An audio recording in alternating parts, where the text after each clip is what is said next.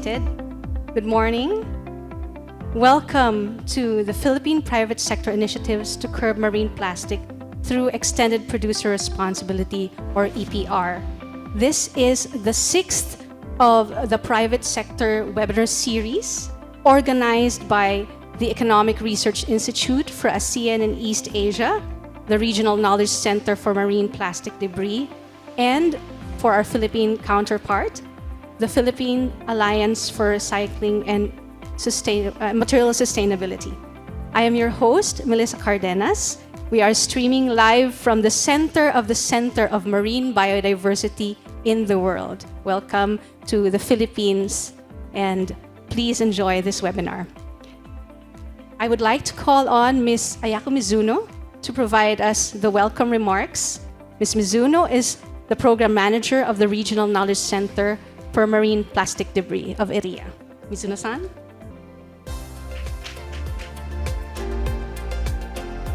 Thank you, Melissa. Good morning, everyone. Good afternoon.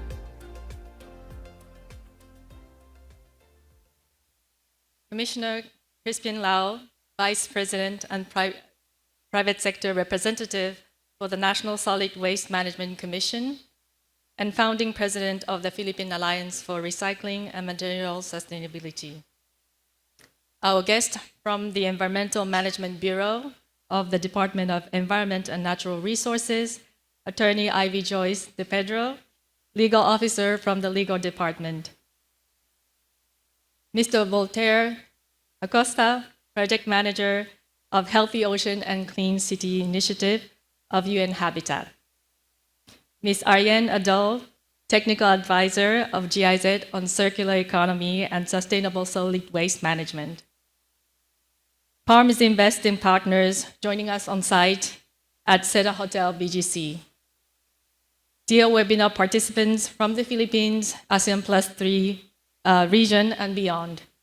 Ladies and gentlemen, it is a great pleasure for me to welcome all of you gathered here in Manila, and for those who are watching us online, to the 6th installment of ERIA's Private Sector Initiative to Reduce Marine Plastic Debris event. This time, we are honored to partner with the Philippine Alliance for Recycling and Material Sustainability to co-organize this event, very important event and a timely event, with the endorsement of the Environmental Management Bureau of the Department of Environment and Natural Resources of the Republic of the Philippines, and with the collaboration of the UN Habitat Healthy Oceans and Clean City Initiatives. It is in response to the increasing concern about international marine plastic pollution that ERIA has established the Regional Knowledge Center for Marine Plastic Debris in 2019. The center has its mission to collect and disseminate information and good practices surrounding marine plastic in the region to support ways to address this pressing environmental concern. ERIA's Regional Knowledge Center works with the region's policymakers, research institutes, and international organizations. But since 2021, special attention has been given to the private sector and its contribution to marine plastic debris reduction and prevention. In fact, given the ubiquitous and multisectorial nature of plastic in our lives, the private sector is inevitably one of the most significant stakeholders when it comes to finding integral solution to the plastic waste problem. Our goal is to change the linear way of the way we have been managing plastic across its life cycle and nudge it towards a more circular one, a circular production and consumption pattern.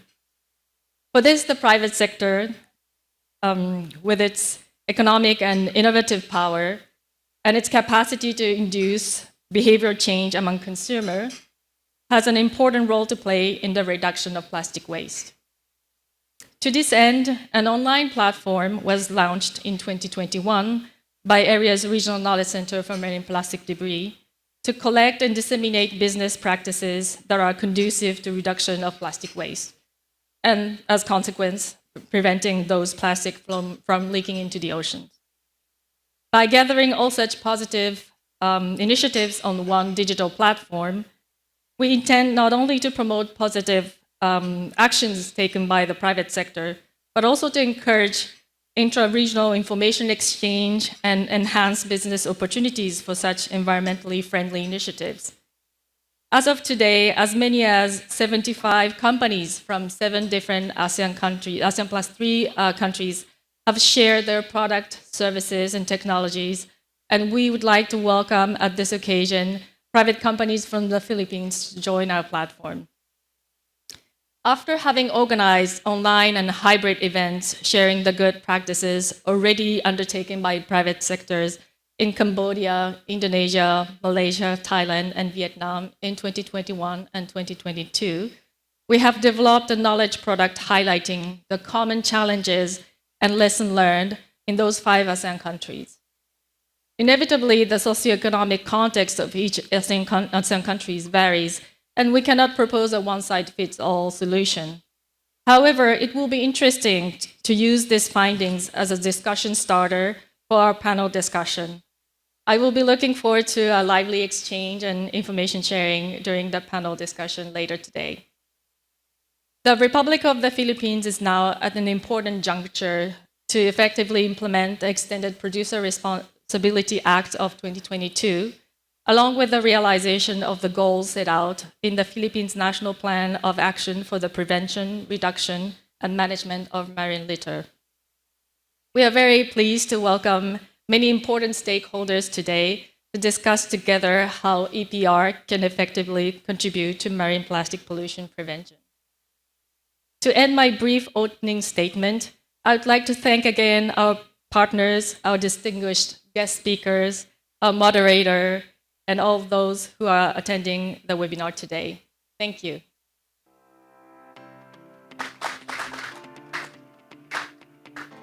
Arigatou gozaimasu, Minasan. Now we go to a few words from Engineer Gilbert Gonzalez. He is the Assistant Secretary for Luzon and Visayas and Environmental Matters, and is also the concurrent Director of the Environmental Management Bureau of the Department of Environment and Natural Resources, Government of the Philippines. We have a video message from ASEC, Gilbert Gonzalez. A pleasant day to everyone, especially to our participants here at the venue and to our attendees online.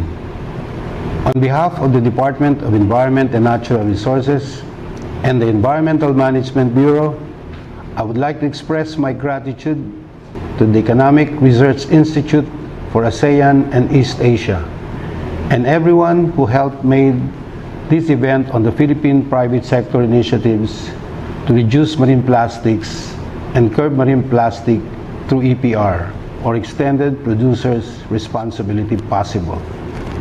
It is no secret that East and Southeast Asian regions, including the Philippines, are recognized as the biggest contributors to marine plastic pollution due to rapid economic growth. In fact, the Philippines itself is considered the 3rd largest contributor to plastic waste worldwide, contributing to an estimated 0.75 million metric tons of plastic to our water bodies and oceans every year. So despite the convenience that single-use plastic items bring, these are also the exact same items that cause great harm to our environment and natural resources, especially our marine resources and water bodies. It is for these reasons that in 2021, the Philippines has adopted the National Plan of Action for the Prevention, Reduction, and Management of Marine Litter, with the goal of zero waste to Philippine waters by 2040. In this action plan, the involvement of the private sector is highlighted in the 2nd and 3rd strategies, which are mainstreaming circular economy, sustainable consumption and production, and enhancing recovery and recycling coverage and markets, respectively. To complement the National Plan of Action on Marine Litter, Republic Act No. 11890, or the Extended Producers Responsibility Act of 2022, lapsed into law on 23 July 2022. This act institutionalizes the extended producer responsibility on plastic packaging waste, amending Republic Act No. 9003, otherwise known as the Ecological Solid Waste Management Act of 2000.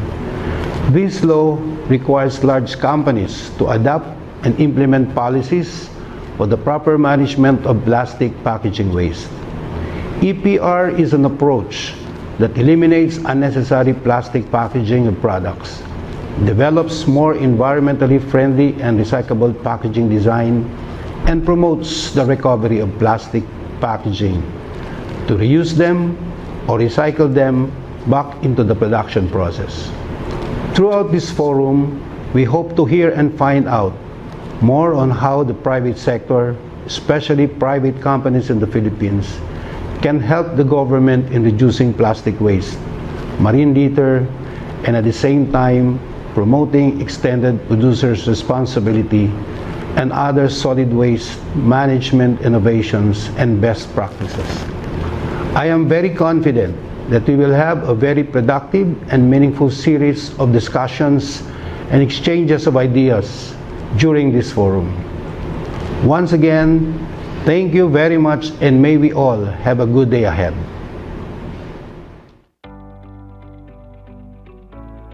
Without further ado, we would like to call on the representative of DENR EMB, Attorney Ivy De Pedro. She is the legal officer and Pollution Adjudication Board Secretariat on the legal division of the DENR Environmental Management Bureau, Government of the Philippines, and she will be presenting on the Extended Producers Responsibility Act of 2022 as government's initiative against plastic waste. Attorney Ivy, the floor is yours.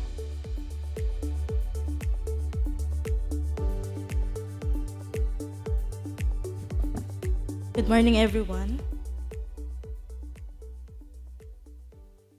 So as usual, I will be presenting with you the salient features of the Extended Producers Responsibility Act of 2022 as government's initiative against plastic waste. Next slide, please. So, as we all know, we are advocating now the circular economy instead of our habitual linear economy, wherein we used to use plastics single-use plastics only. So, for advocating circular economy, we have to reintegrate it back to our system. So that is our goal, our ultimate goal. And also, EPR Act is one of the key strategies in NPOA ML. So if you are not aware of what NPOA ML is, this is the National Plan of Action. Next slide, please. National Plan of Action. Sorry, I was just given 10 minutes to do this. So, the National Plan of Action for the Prevention of Marine Litter is an advocacy of the government, an initiative of the government towards zero waste to Philippine waters by 2040 to support the vision of a Philippines free of marine litter through shared responsibility, accountability, and participatory governance. So this NPOA ML has been clustered into programmatic clusters that consist of 6 strategies. And actually, EPR is one of the strategies under strategy number 2 in NPOA ML. The enactment of landmark legislation, EPR Act, or the Extended Producers Responsibility Act of 2022, that mandates obliged enterprises to develop and implement an EPR program to recover up to 80% of their plastic packaging, is a response to strategy 2 of the NPOA ML, which is mainstreaming circular economy and sustainable consumption and production initiatives. Other initiatives, of course, of the government includes the Intergovernmental Negotiating Committee to develop an international legally binding instrument on plastic pollution. Also, the government had advocating assistance to local government units in the management of plastic waste through the provision of equipment to process plastic waste into school chairs and other plastic products.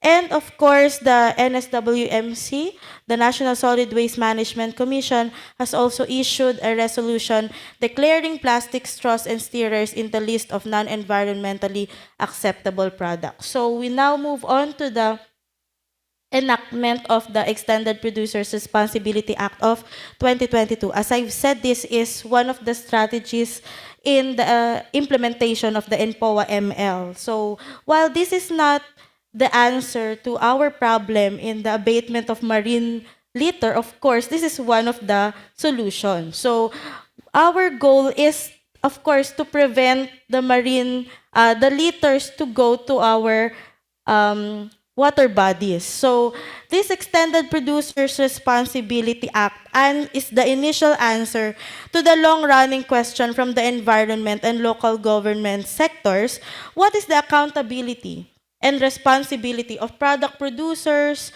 manufacturers, and importers for the generated post-consumption waste? Of course, we have to make them accountable for the marine litters that will spread in our environment. So that is our goal. That is the goal of the law. That's why we would make the producers responsible and accountable for the generated plastic packaging waste. So this EPR Act of 2022 focuses only on plastic packaging wastes. This lapsed into a law on July 23, 2022. Hence, it became effective last August 12, 2022. As provided under the law, obliged enterprises within 6 months from the effectivity of that law should establish or phase in EPR programs for plastic packaging to achieve efficient management of plastic packaging waste, reduce production, importation, supply, or use of plastic packaging deemed low in reusability, recyclability, or retrievability, and plastic neutrality through efficient recovery and diversion scheme. So for the information of everybody, the implementing rules and regulations, while the law has mandated the DENR to have it issued within 90 days from the effectivity of the law, it was signed by the DENR Secretary last January 24, 2023. Next slide, please. So who are responsible to implement this EPR program? So the law categorized obliged enterprises. First are product producers obliged to EPR program that are considered large by MSME laws, RA 9501, that generate plastic packaging waste. So, who are product producers? They may be brand owners who sells or supplies any commodity under a brand, label, or identity using a product it produced or a material supplied to it by another manufacturer or supplier, and product manufacturer or importer that supplies its commodities for the use of the general consumer. Take note, importers, because they are responsible for bringing the plastic packaging waste in the Philippines. So it is the importers. So producers, manufacturers, and importers. Also, MSMEs, or micro, small, and medium enterprises, when the total value of assets of all enterprises carrying the same brand, label, or trademark exceeds that of a medium enterprise, meaning when the totality of their brand exceeds 100 million pesos. So they are already obliged, such as franchises. And such other persons and entities as may be determined by the DNR Secretary. It appears in the IRR. Next slide, please. So, also the EPR Act categorizes plastic packaging waste covered by this law. So, we have 4 categories. First are flexible, such as sachets, labels, laminates, and other flexible plastic packaging materials, whether single layer or multi-layered with plastics or other materials. So as long as there is a plastic material in your packaging, that is already covered by the EPR Act. Second are rigid plastic packaging products, whether layered with any other material, which includes containers for beverages, food, home, personal care, cosmetic products, including coverings, caps, or lids, and other necessities or promotional items, such as cutleries, plates, drinking straws, or sticks, tarpaulins, signages, or labels. So, actually, your promotional materials are considered rigid under this EPR Act. So, if you have sponsored, for example, a fiesta wherein you you generated tarpaulins or other promotional items, that is considered a rigid plastic packaging under the EPR Act. So plastic bags, which include single-use plastic bags, under the third classification, and polystyrene under the fourth classification. Next slide, please. So, in advocating circular economy, this is a simple illustration of EPR program. As you can see, nakikita po ang ating circularity in this sample diagram. So, from our obliged enterprises which manufactured or imported the plastic packaging material, it was transmitted to the general public to be consumed. Once it was consumed by the consumers, it generates plastic packaging already. It will now go to the waste collectors and diverters. And actually, EPR has two phases, not just waste collection, but of course, we need to see how you were able to divert your plastic packaging waste. So it does not end with collection, but we need to see your methodologies for diversion. And of course, all of those processes would have to be audited by an independent third-party auditor. Next slide, please. So, the law also mandated the DNR to formulate the national framework for all types of product waste. But for purposes of integrating it to the IRR, we put there the national framework on plastic packaging waste, which includes strategies for upstream and downstream measures. So there are 6 strategies for upstream, or the reduction of non-environment friendly products, and 6 strategies under the downstream measures or the programs aimed at effectively preventing waste from leaking to the environment. So upstream, hindi pa lumalabas in our market. You may have adoption of reusable products or redesign of the products to improve its reusability, recyclability, or retrievability, the inclusion of recycled content or recycled materials in a product, adoption of appropriate product refilling systems for retailers, viable reduction rates plan, information and education campaign schemes, and appropriate labeling of products. So these are the upstream measures that I know the industry are already doing right now, even without the enactment of the EPR Act. Next slide, please. So the downstream measures includes also 6 strategies. Waste recovery schemes through redemption, buyback, offsetting, or any method or strategy that will efficiently result in the high retrievability, high recyclability, and resource recovery of waste products. Diversion of recovered waste into value chains and value-adding useful products through recycling and other sustainable methods. Transportation of recovered waste to the appropriate composting, recycling, or other diversion or disposal site in the country.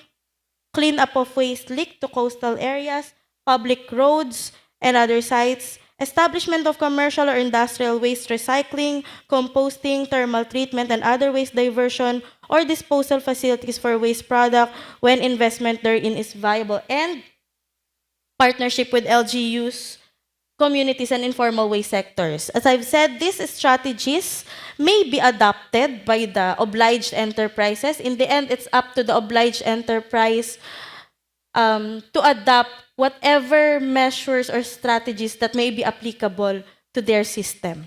But of course, I want to emphasize that the transportation aspect is very, very important here. We have to track the transport of the waste from your collection site up to the time that it was transported to your waste diverter. So, next slide, please. So, the neutrality targets as set by the law is shown in this table. So, by the end of 2023, the obliged enterprise should have recovered and diverted at least 20% of their plastic footprint generated in 2023. And for 2023, it is self-determined plastic footprint. Anyway, that would be audited, and that would be the basis now for the 2024, the audited 2023 plastic footprint and your target. Next slide, please. So, Some important things to note before I end my discussion, that non-registration is one of the offenses under the law. It is now within the jurisdiction of the Pollution Adjudication Board to impose fines and penalties for violations of the EPR Act, such as the non-registration. Of course, on top of non-compliance with the required diversion targets and other violations as appearing in the law. Follow the brand. That is our principle here, or our for determination of plastic footprint. However, offsetting is not brand specific but class specific. So I presented with you the classification or the categories of the plastic packaging materials. So if you are generating flexible plastic packaging waste, you will recover and divert plastic packaging waste under that category as well. So, respectively, ang term po ng ating batas. So, flexible to flexible, rigid to rigid, and not necessarily and literally what you have leaked to the environment, you distributed in the market are those that you need to recover. Of course, we do not do things difficult. The EPR Act covers only plastic packaging waste, of course, regardless of content. So even if those industries are contending that they are covered under RA 6969, of course, because they are using plastic packaging materials, they have to be covered by the EPR Act. And should they want to recover those exact materials or plastic packaging materials that they used in their product, of course, that should be governed by RA 6969 under hazardous waste. Also, in the IRR, we introduced this geographical implementation and rollout plan under status of implementation because we need to see up to what extent were you able to reach in the implementation of your EPR program, because we want to see that you were able to collect wastes up to the farthest coastal areas in order not to defeat the purpose of the law in the prevention of marine litter. Hence, we do not focus only on urban areas, but we have to go as well to our farthest coastal barangays. Compliance target for 2023 or the phase-in period is 20% of self-determined plastic generated footprint. So it's up to the obliged enterprise on what formula they are going to use in order for them to declare that self-determined plastic generated footprint, but not a figure out of thin air, of course, because that will be audited. And lastly, as what I've been telling you for a lot of times already, plastic neutrality does not end with recovery or collection only, but waste diversion methods and products should be indicated as a required disclosure in the implementation of your APR program. So that's all. Thank you very much for listening. Thank you very much, Attorney Ivy, for setting the tone about the National Plan of Action on Marine Litter and the Extended Producers Responsibility Act of 2022. Our next speaker will be coming from our co-host of this event, from the Philippine Alliance for Recycling and Material Sustainability. He will present the Zero Waste to Nature Ambition 2030 program of PARMS. May we call on the founding president of PARMS and the vice chair and private sector representative of the National Solid Waste Management Commission, Office of the President, Government of the Philippines, Commissioner Crispian Lau. Yeah, good morning, good afternoon, good evening from wherever you are. Nice to be here again, and nice to talk about zero waste to nature, something that we are very passionate with as an industry, and sharing with you how we intend to comply with the provisions of RA 11898, which was mentioned by Ivy earlier, complementing our Philippine Development Plan for Sustainable Consumption and Production, as well as the National Plan of Action on Management of Marine Litter. That's quite a long introduction. Yeah, can we have the first slide, please? Yeah. PARMS, who is PARMS? No? We have a vision of zero waste to nature with a target of 2030. It is ambitious, yet for us, it is something that we are committed to. And who are we? We are a broad mix of different stakeholders, from our investing partners, which are corporate members, industry groups, retail. When you look at it, it brings together, or PARMS brings together, the supply and waste value chain to address one basic challenge in this country: management of waste at its end of life and putting it into circularity. And that's the major objective that we have aimed for. By the way, PARMS was established as early as 2014. Okay? This is not an industry reaction to what happened globally, but we were ahead. We would like to think that we were ahead. We incorporated ourselves 2014, and it was a long journey, and I'm happy to be where we are right now as an industry group. Thank you. Next. Here are some of our investing partners. I have to mention them because it's the investing partners of PARMS who really gets the ball rolling, who really envisioned having this zero waste to nature, and who are actually committed, to see zero waste to nature through. Next, please. Of course, we can't do it alone. We need to work with our industry group partners, a very broad group of industry players. We also have some of our corporate members, and more importantly, we work closely with the academic community and civil society organization partners. The only thing that we aim for, or our only rule, is let's work together. No? Let's avoid attacking each other, because at the end of the day, yes, you can criticize, okay, but we accept constructive criticism, but then we still have to work together to achieve our common goals. Definitely, we have to work with government. Government cannot do it alone. That's a challenge when I wear two hats. No? I'll tell you, government cannot do it alone. The industry cannot do it alone. We need to collaborate. All hands on deck for us to achieve the goal that we have set ourselves. Next.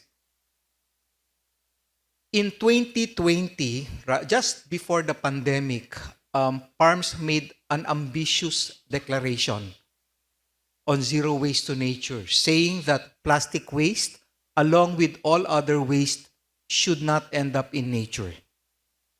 This declaration, next slide please, would have 4R component, which is reduce, reuse, recover, and recycle. Now, to complement it with what Ivy has mentioned earlier, reduce and reuse is on the prevention side. Recover and recycle is on the post-use side. So we are not approaching this from only from recovery, but we need to ensure that what we put in the market becomes circular over time. This is over time. It's not going to happen overnight. But we will need to transition so that we can achieve those goals. Next, please. Of course, this is not just talk. We did not make a declaration and said we declare by. We had to translate our declaration into a roadmap. Okay? So I always say to my colleagues, let's put our money where our mouth is. We came up with a strategy, we identified the enabling policies, and we determined or established a glide path for us to achieve the zero waste to nature goal on packaging. Next. We came up, in line with RA 11898, PARMS came up with our PARMS ZWT and EPR program. And the EPR program was easy for us. It's complicated. Ivy knows this is complicated, but it was not so difficult for us because we already have a roadmap in place. Next, please. If you look at the roadmap that we have, we registered ourselves as a PRO. We have opened it up to other EPR members who'd like to support us or be involved. We will use set of draft standards pending the uniform standards that is to be developed by the DNR.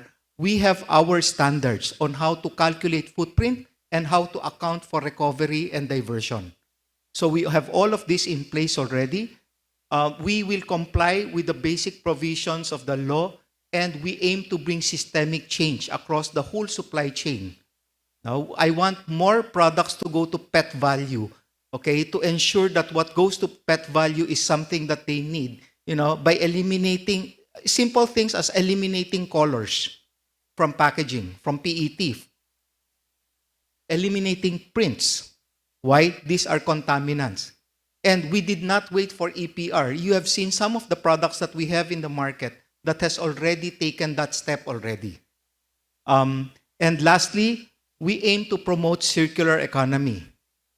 However, circular economy needs to be developed in a local context, ensuring that the end of pipe is able to absorb, ensuring that we have the PET values, right, to absorb all of these products so that we can properly recycle them in the way that we can turn it back into packaging again. Next, please. Here's our EPR model. The players would be first the government. No? We always say choose your role. You cannot have multiple roles. No? Otherwise, you're going to get yourself confused. Then you have the obliged enterprise under the law. Large enterprise, if you're 100 million in assets except land, you are covered under EPR. No? Forget about liabilities. It's not net worth. It's assets. So you look at your assets. No? Next, we have the waste diverters who's going to play a critical role in this model. Next, please. And the waste diverters can be the whole chain across the waste value, from the LGUs to the recovery centers, redemption, etc. But they need to be represented by a single entity to avoid double counting. Next, please. And the law prescribes for certification bodies to be established. Next, please. Through third-party auditing system. Next. So how, and then of course, PARMS, as I mentioned, have registered as a PRO. Next, please. We have submitted, okay, and complied on time, actually earlier than the deadline, our EPR program to the DNR. So, next, please. And we are we have established and is currently changing or updating our EPR portal. Now, how does this work for us? Next. Companies, obliged enterprises will need to declare their packaging footprint for rigids and flexibles separately. So what happens is that declaration needs to be submitted to a third-party auditor. Next, please. And the third-party auditor will need to issue a waste footprint or plastic footprint verification certificate that what a company claims is actually true to its word. No? There are no false claims. On the other side, you have the waste diverters. As I mentioned, the waste diversion chain needs to be represented by a single entity. Now, a certificate of recycling, recovery, treatment, co-processing, or disposal needs to be issued. This certificate of recycling, in our opinion, would be, not really the opinion, in our model, is the instrument that will be passed on to the whole value chain of the waste. Whoever holds the certificate issued by a PET value or a co-processing facility will have to have that audited, and that will be translated to a credit that they can sell. Can you click, please? Of course, the certificate would be subject to audit, no? And then that audit, the auditor will issue a credit verification certificate. Next, please. And the diversion credit certificate would be the instrument that an entity can sell. Now, this is how we envision. And of course, what happens is that the footprint, certified footprint goes to our portal, and the waste diversion credit certificate goes into the portal also. So it's inside the portal that all the accounting and all the security features are placed in. Now, once this happens, next please, then the compliance reports, okay, will be submitted to government. Now, our model does not preclude, next please, individual companies to submit their own EPR programs or register on their own. Okay, meaning they have this flexibility under the program. And, next please, submit their own compliance reports. Okay, this is how we try to simplify a very, very complicated EPR model. And this is going to be the first in the world because nobody has done EPR this way. And this is how we envision to execute our EPR program. Next, please. As I mentioned, when you look at the waste diversion chain, okay, it's complicated. From the source, you have the pickers. You have the recovery drop-off centers, MRFs. You have the dealers, the haulers, the consolidators, and then you have the recyclers, the treaters, or the disposal facilities. All this needs to be represented by a single entity. However, we should not leave anyone behind if we execute our EPR program. Next, please. Here are some of our recognized waste diverters.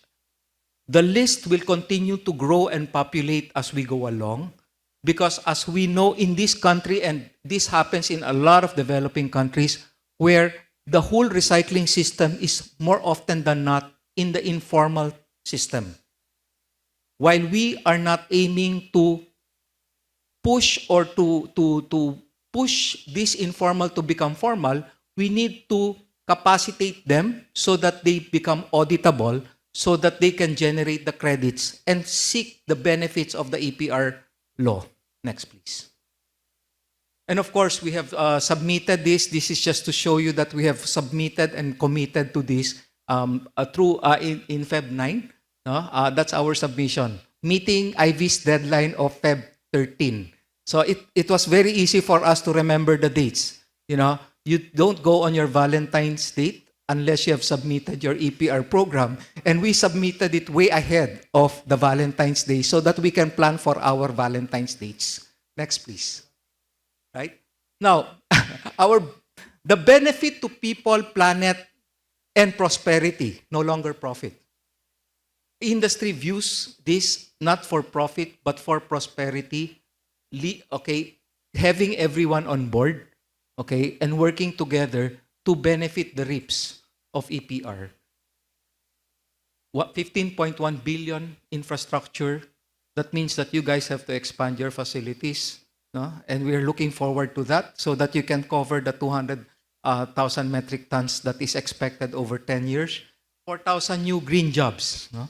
And of course, for those who would be investing on this, you know, your facilities will qualify under green jobs that will be provided incentives by the government.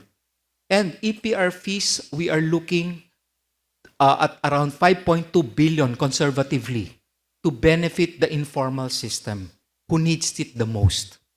Next, please. So come and join us. You know, of course, if you need membership, my colleague Zed is here. He handles our EPR program. Next, please. And again, I always say, you know, together, you know, before my slide says, together we can make a difference. Now I'm saying together we will make a difference. Thank you very much. Maraming salamat po, Commissioner Lau. You know, I met Sir Chris about 17 years ago when we were working on a pilot project on e-waste, electronic waste collection. He was then assisting the late Commissioner Tony Chong, and we partnered with mobile phone manufacturers, telecommunications companies, and malls. So that was a landmark project for me. So today we will have 4 PARMS members who will be presenting to us, as well as we will feature 9 videos from PARMS members as well. So to start the ball rolling, may I call on Engineer Siege Razon. Engineer Razon is the Corporate Sustainability Manager of the Basic Environmental Systems and Technologies, Inc. And they will be presenting the Trash to Cashback program, Shift from Linear to Circular Economy. Engineer Siege. Hello, I hope you can see me clearly from the back. No? It's a bit it's always difficult, no, to go after Mr. Crispian Lau, but I'm very happy that it's always me going after one of my heroes when it comes to waste management. So first slide, please. So as he mentioned earlier, there are lots of pockets or lots of opportunities in the waste value chain. And okay, next slide, please. I would like to introduce first BEST. Next slide, please. BEST is actually a waste management company. We started with hauling services. Okay. And then after hauling services, we did try to divert as much waste as possible. Not necessarily plastics, but we tried to divert different types of waste, like your biodegradable waste, and also tried to venture into co-processing. Next, please. But for this particular event, I would like to focus on Trash to Cashback program, which focuses on the first or on the upstream part of the waste value chain. Next, please. And if you can see, we are out of the height of the pandemic, we got bored and we tried to create our in-house application in terms of monitoring the recyclables that we get. And we also wanted to see or to innovate and uplift the morale of the waste management sector by providing or by producing in-house waste collection apps. So this is like your Grab and Uber, but for waste collection. And we are also looking at integrating our fleet and landfill management system. So basically what BEST is trying to do is be the best in the waste management industry by trying to provide a monitoring system from beginning to end. And when I say from beginning to end, on a per individual basis, you can actually have a card linked to your account, and we will be able to track how much recyclables, how much residuals, how much biodegradable waste you'll be able to produce or to give to us, and track it from the start to up to where it will go wherever in the waste value chain. Next slide, please.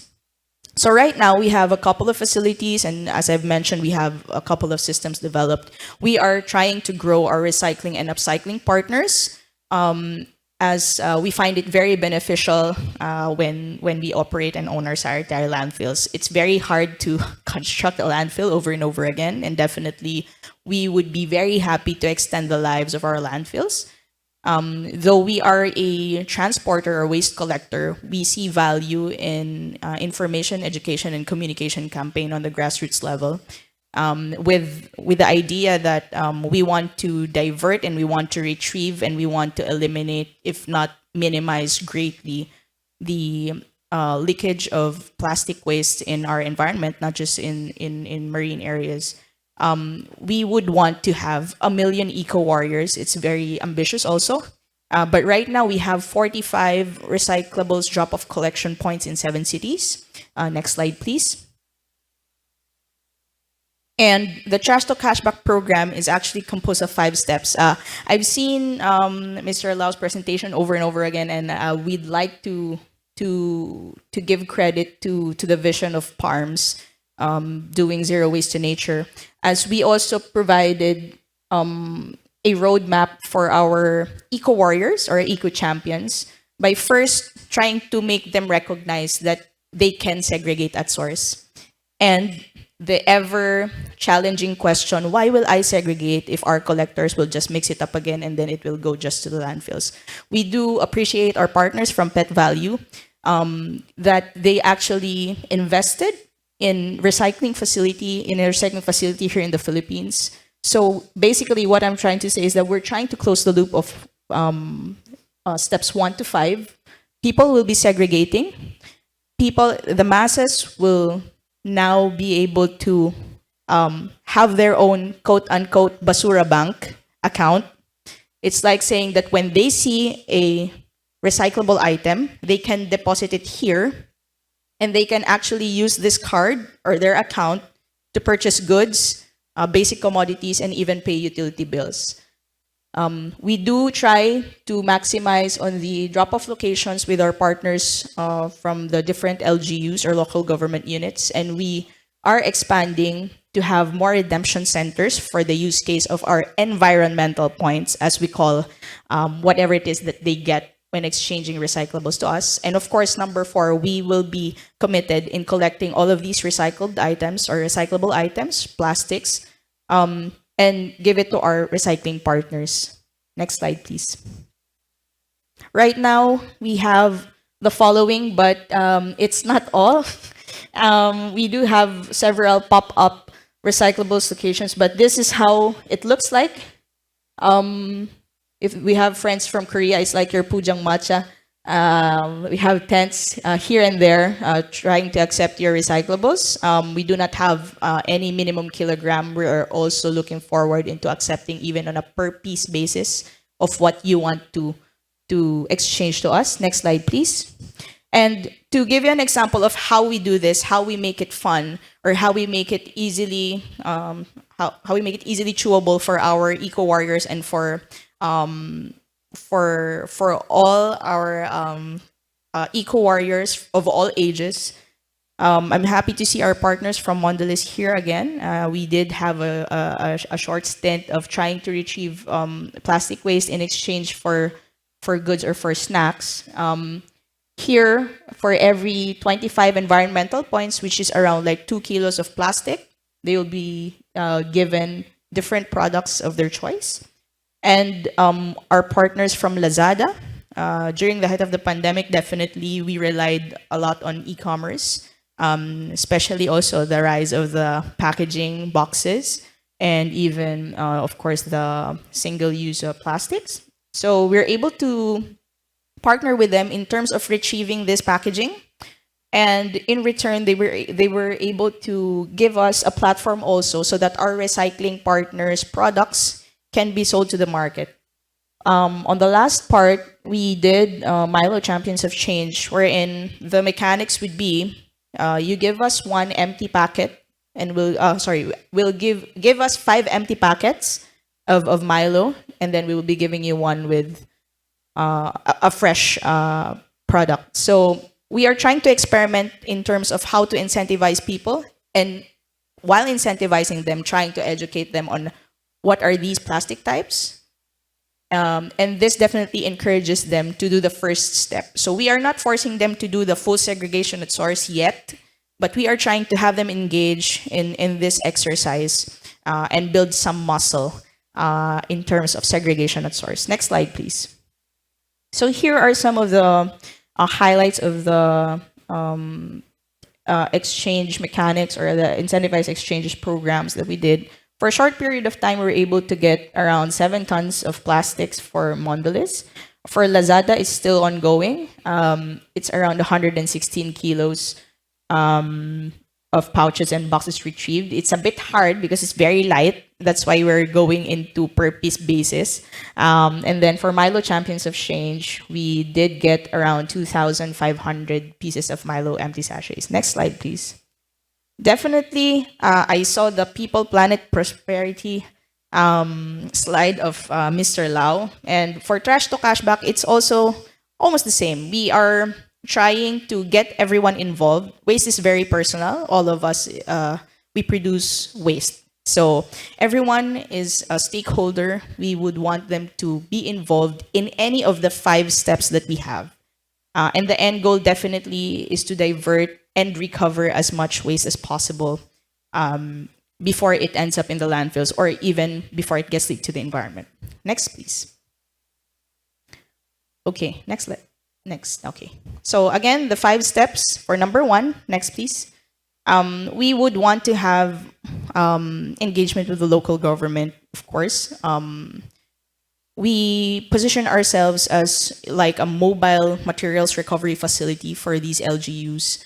Definitely, they also need some help in terms of getting the data when it comes to the waste diversion bit in their area of concern. Next, please. Definitely, again, we want to have more redemption centers, more use cases for our environmental points. Next. And we are looking at going even up to the primary collection, having our how do I say it, pajak or even tricycle drivers go around and have a paradigm shift in terms of how you view your basurero. So we want to have your basureros looking clean, looking presentable. Okay, next slide. Next, please. And for now, we have these partners, but we are ongoing accreditation, I believe, with Pet Value.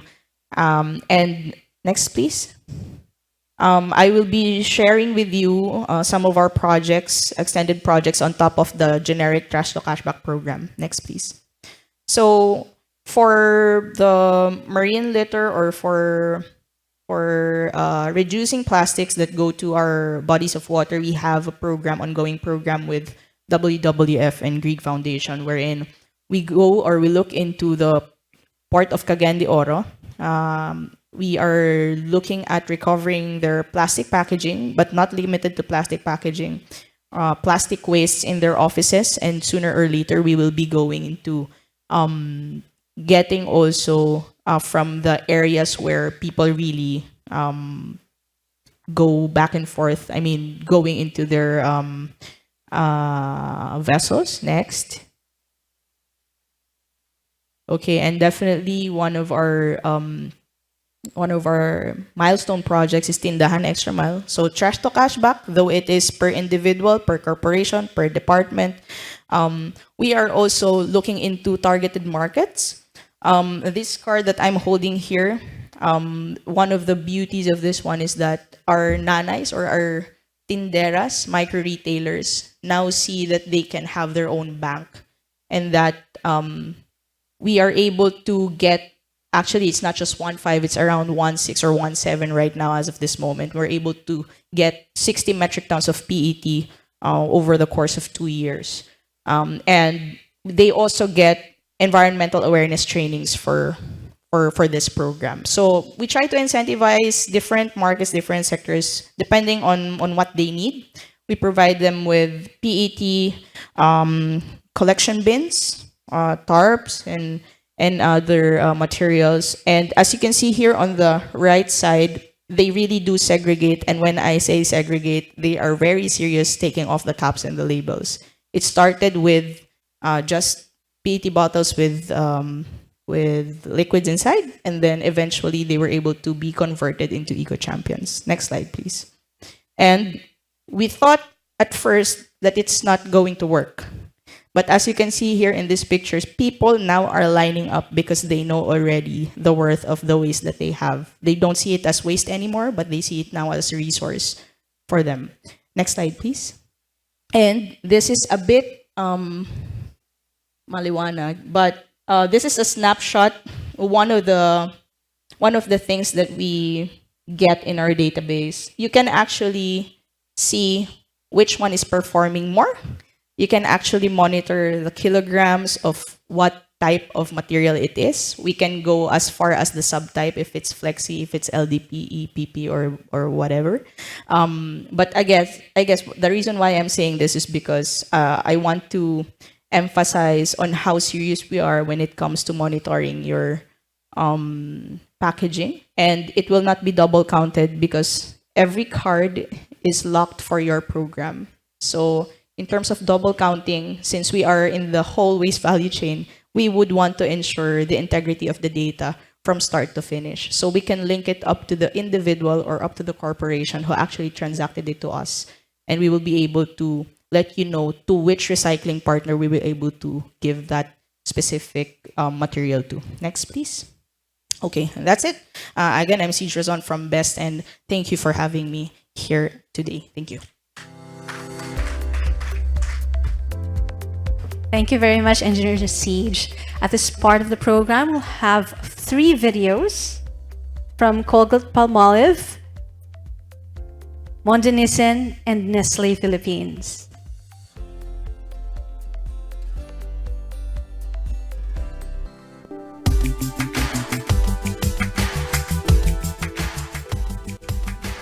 Colgate-Palmolive boasts having 26 true zero-waste certified facilities across 16 countries globally. In the Philippines, they commit to provide Filipino homes with more sustainable products and packaging options. Early 2021, it launched Colgate Naturals, its first toothpaste in recyclable tubes. It also introduced its first eco-friendly toothbrush, made with a natural biodegradable bamboo handle.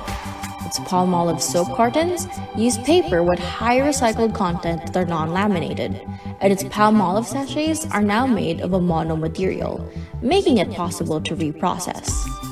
CPPI has launched its plastic waste collection program in partnership with organizations within and outside Metro Manila, with a vision of recovering the equivalent amount of plastic waste it generates in the market by 2025. By recovering plastic waste today, CPPI is helping to build a capability that will be needed to support recycling in the future.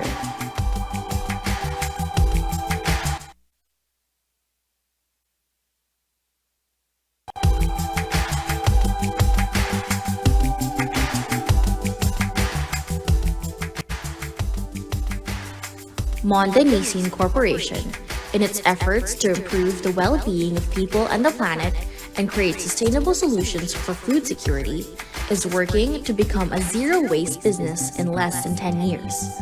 They are implementing projects to reduce plastic packaging use across their portfolio, shift to 100% recyclable packaging by 2025, and achieve zero waste to landfills from their plant operations. They have efforts to cut greenhouse gas emissions and transition to a low-carbon value chain led by product-centric innovations, as with their corn product, the first global meat alternative brand to achieve third-party certification of its carbon footprint figures from Carbon Trust.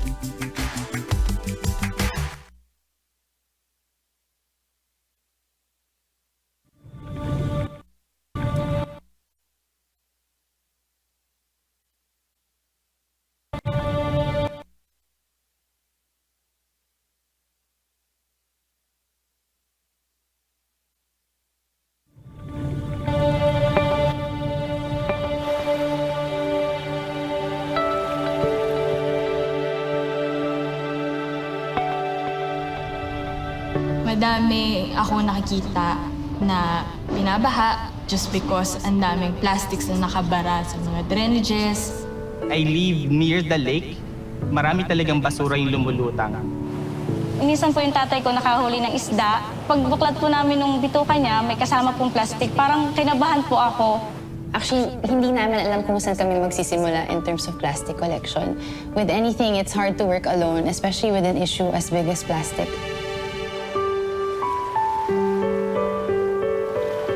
So we started employee initiatives so that they can really be the change and not just work on environment initiatives but also take it home. Kaya yung program nga is Isa Buhay sa Bahay. Binigyan nila kami ng kit. Meron din mga seminars na binigay sa amin. That made me realize that simple acts can actually make a huge difference for the environment. After Isa Buhay sa Bahay Challenge, I started to appreciate Nestle's initiatives more. Nakikita natin na malaking bahagi ng basura ay mula sa packaging. Kaya nag-push tayo magkaroon ng transition from plastic to paper straw. Ang plastic neutrality ay ang pagkolekta ni Nestle ng lahat ng plastic na inilabas namin sa market. Ibig sabihin, hindi na siya mapupunta sa kalikasan. We needed partners with the same vision and the same ambition to really want to do something for the environment. Through the help of Nestle, nainganyo ako na gumawa ng solusyon sa plastic pollution. Isang simpleng produkto, yun yung eco-bricks. Yung mga nakukolekta naming plastics ay ginigiling, tapos sinasama namin para makagawa kami ng eco-bricks. Dati po mahirap pong mangolekta ng basura dahil hindi po namin alam kung saan po namin dadalhin yung mga nakokolekta naming plastic. Malaking tulong po ang bangka na bigay ng Nestle. Nagagamit po namin pag nangongolekta po kami ng basura. It's really nice to see the movement getting bigger and bigger, just beyond Nestle and beyond Nestle's employees. And eventually, because we were able to get more partners, we were able to expand to more cities across the Philippines.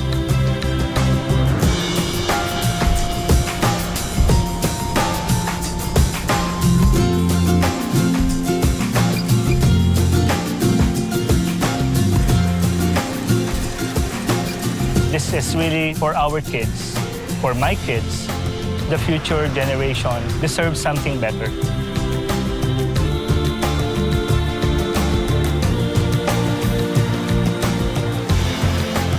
Kung lahat ng tao gagawa nun, I think kaya sugpuin yung malaking problema. Dahil mas malaki tayo kaysa sa problema. Tayo Ay kasambuhay ng kalikasan.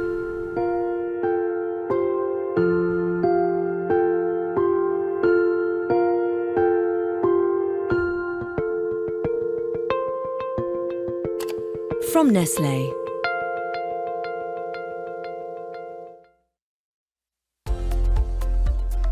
That video serves as an introduction to our next speaker. He is the Senior Vice President and Head of Corporate Affairs of Nestlé Philippines. Here to talk about building the foundation for circularity, please welcome Mr. Jose Uy III.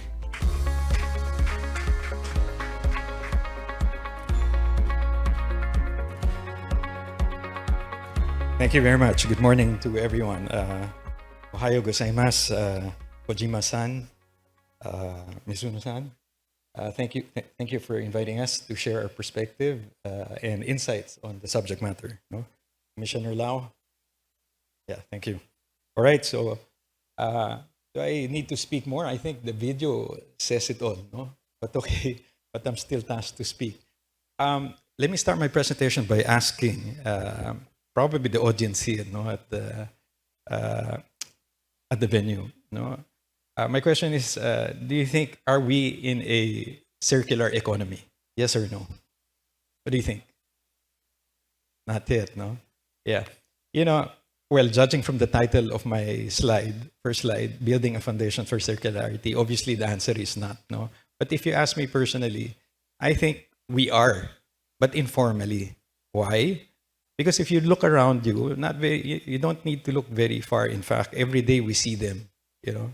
When you look at the garbage collector that collects our trash in our homes every other day or every week, you'll notice that they do segregation. They collect for us and they segregate.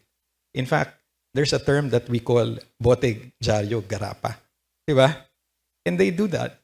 They segregate already bottles, glass, plastic, bottles, papers, and cartons. So there you go. But it's an informal, no? And why do they do this? Because they know that one man's trash is one man's treasure, so to speak. Diba? There's money in it. And there's an infrastructure that's going around already for these types of material. But specific to packaging and plastic per se, then I guess that's the question that we have to answer. No? Probably not. No. So let me move on to my first slide. With your indulgence, I'll have to introduce my company, Nestlé in the Philippines, because I was tasked by my colleagues at the office when they prepared my presentation. So please bear with me. This is the breadth of our products. So when you look at it, I'm sure some of you are familiar with it. Some of you probably grew up with it. When you wake up in your first day and have your hot cup of coffee to perk you up, or even to energize you with Milo or Nescafe, yes, you are familiar with it probably, and you probably grew up with it. But when you look at the breadth of our portfolio, you see that we use a lot of packaging as well. No? So let me be the first to admit that we use a lot of packaging and plastic for that matter. You know, it may be a very sensitive topic because, you know, plastic is everyone's problem. It may come out like it's a bad material, but honestly, it's actually good. The problem is how we manage this, no? Yung mismanagement of the plastic. No, that's the problem that we need to resolve, because plastic is so far the only material that can actually protect the food that we serve in the company. Now, you might say, oh, there are tins, there are glass bottles, diba? Why don't you go back to that type of format? That is true. We came from there already, in fact, but we transitioned to sachets. Why? Because the problem that we have today is a catch-22. It has something to do with our GDP. our per capita income. Because to make our products affordable for the masses, no, especially those that are daily wage earners, they cannot afford packaging that are in bottles, large packs, no, volume, where there are discounts. Daily age earners, they can only afford, one day at a time. So sachets comes into play. Now, it is how we manage this that we should address. Okay, some quick facts about our company. That's so much for an opening line. We are 100 years na po kami sa Pilipinas. No? We've been here for almost over a century. We are one of the top taxpayers in the country. In fact, we almost account for 1% of GDP. We have 5 manufacturing plants. We have 6 distribution center and a call center also based in Maykuayan. And we impact at least 50,000 Filipino households that are directly and indirectly working with us. No? And we have 5,000 strong employees. Next slide. Okay, so at Nestle, we're driven by our purpose of unlocking the power of food and enhancing the quality of lives of every Filipino today and for generations to come.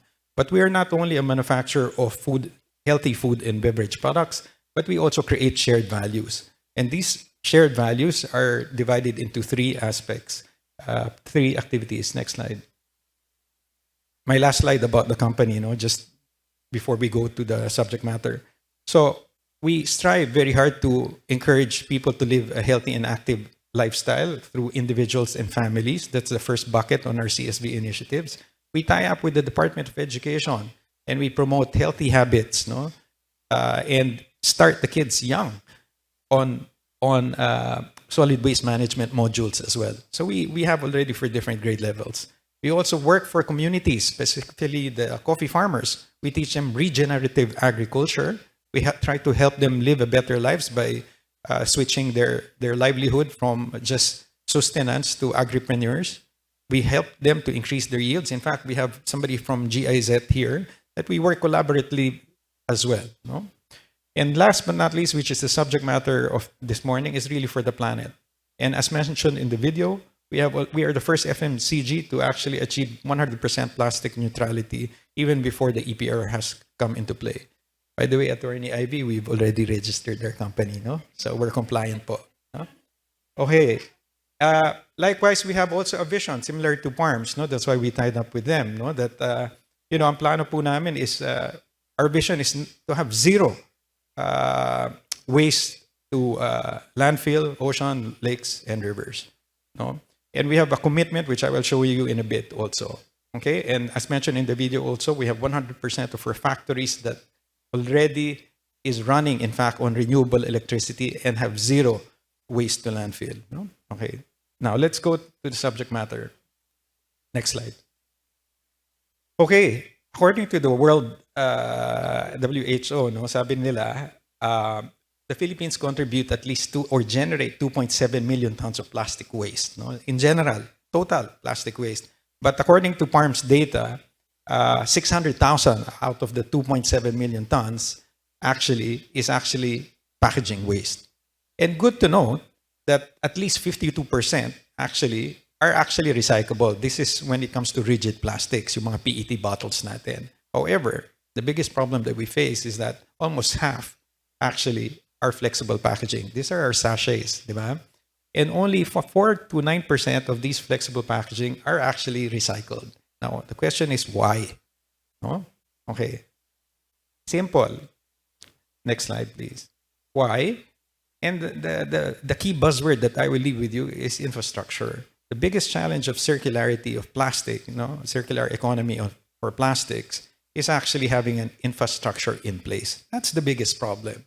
If we have an infrastructure, automatically, just like Bote Jayo Garapa, bottles, papers, and cartons, they will segregate and sort because they know that there is an infrastructure available.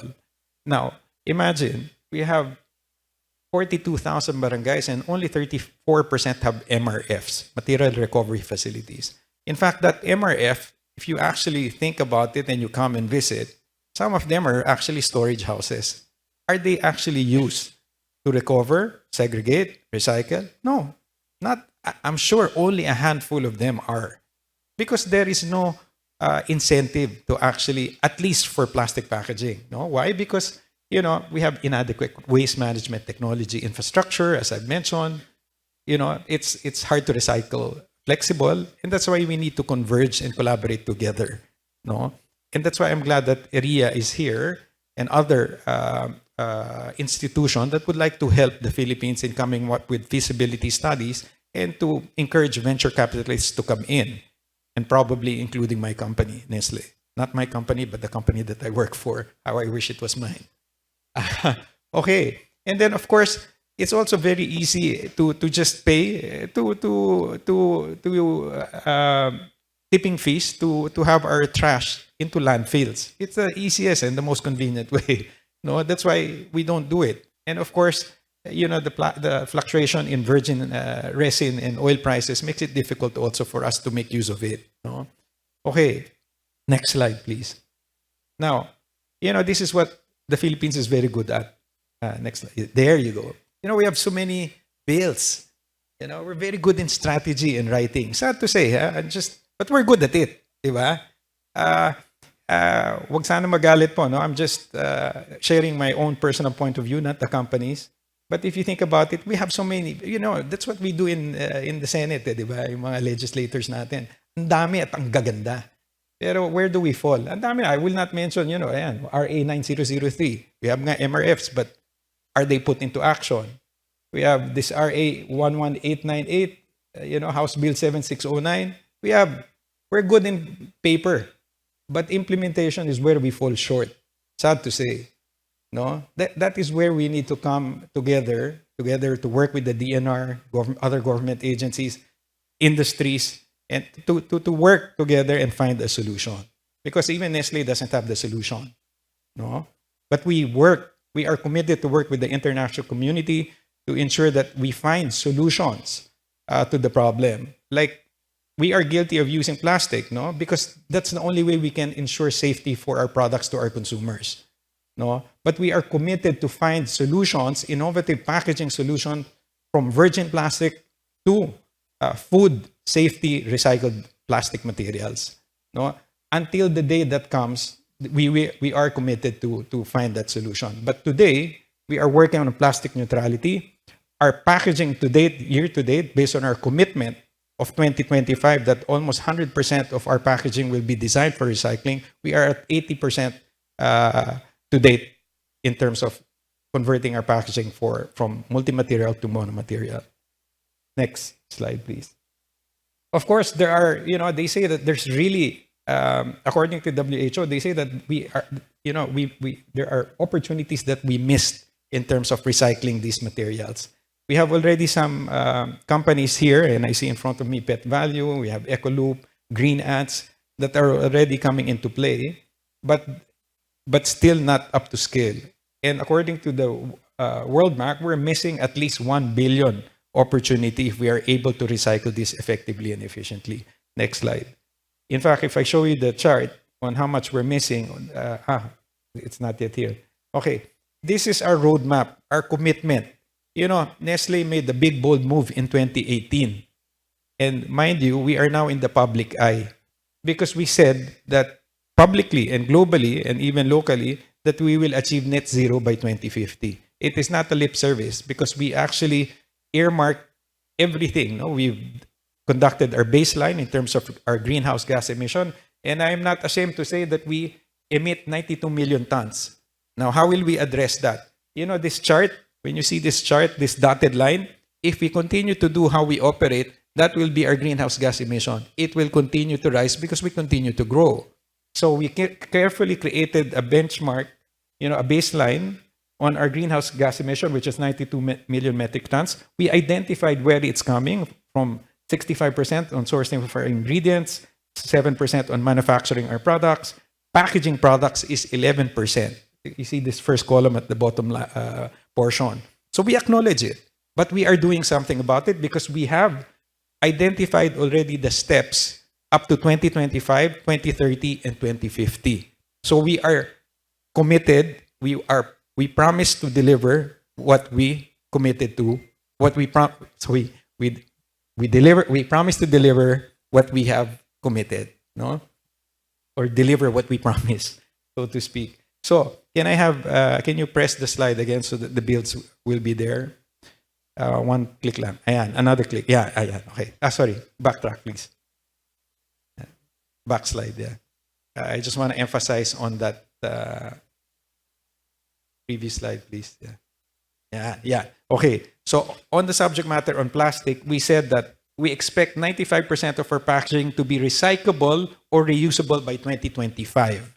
And then we also said that we will cut virgin plastics in our packaging by a third come 2025. So we're going to make this happen. No? We are dead set because we made it publicly.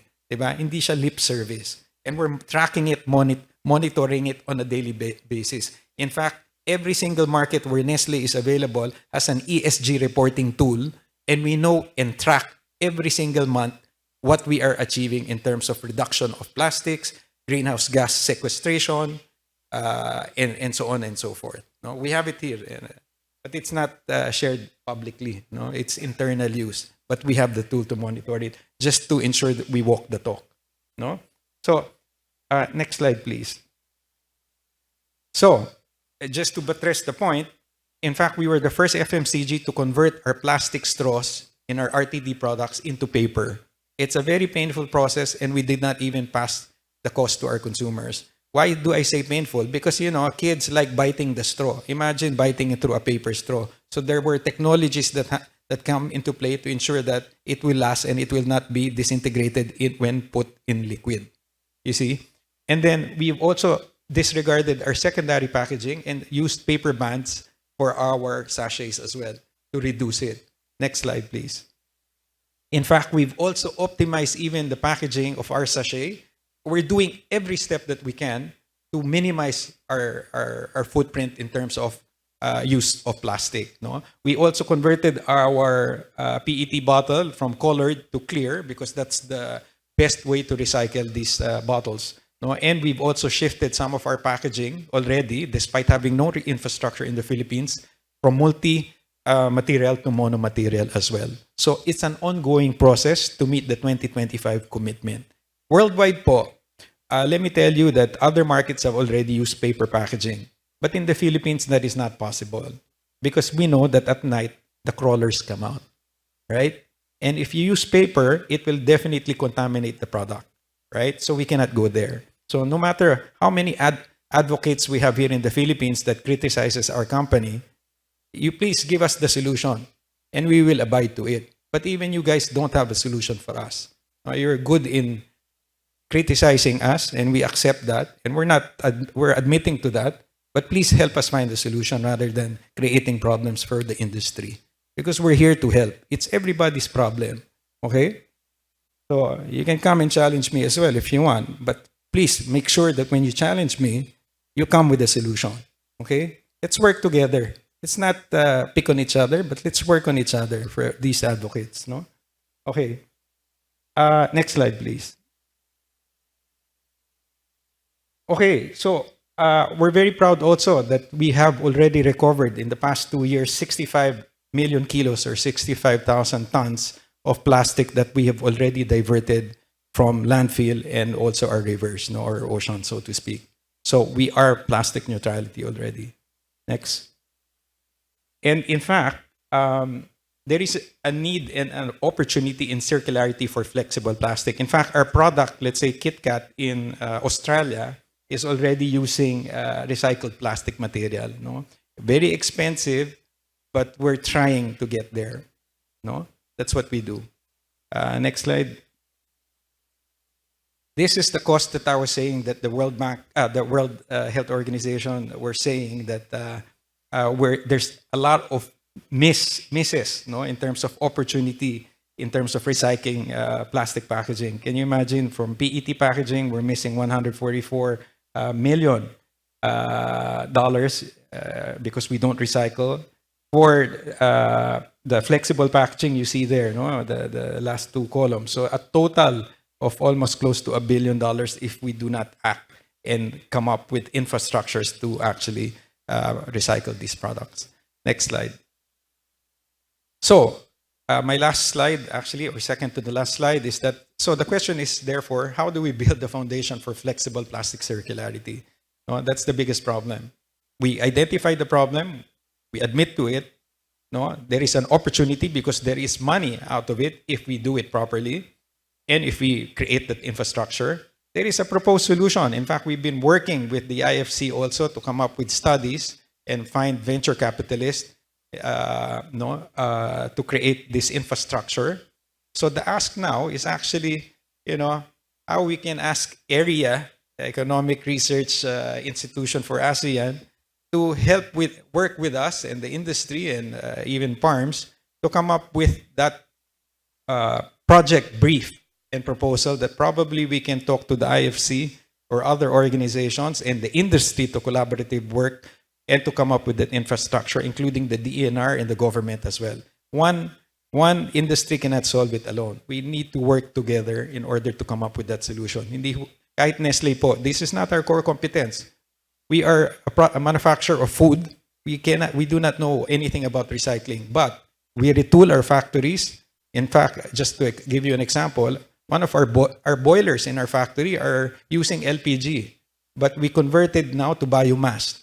This is what we do, all on manufacturing, but we need help when it comes to infrastructure on plastic packaging. Just to let you know, can I see if I still have one slide left? Just to close, now you might ask, okay, we are the largest food and beverage company in the world, no? And we recognize that our actions matter. And we are committed to putting our scale and size to work, no? And to buttress that point, the company, Nestle, globally, is committed, and in fact, they've already committed 2 billion Swiss francs towards investing to circular economy for plastics.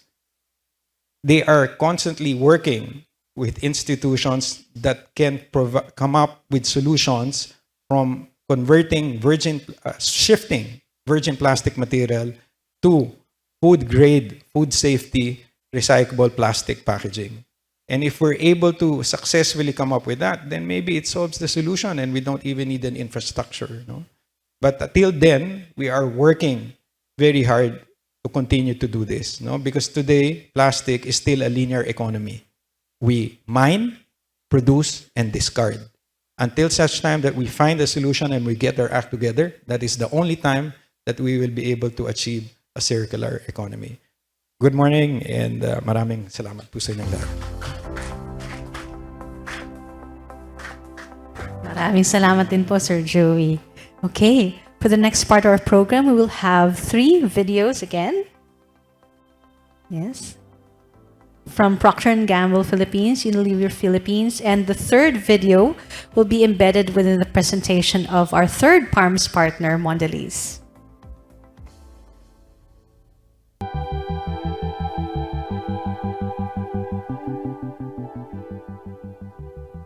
P&G has declared its Ambition 2030 commitments that aim to make responsible consumption possible for consumers through interventions across brand innovations, supply chain operations, societal partnerships, and its employees.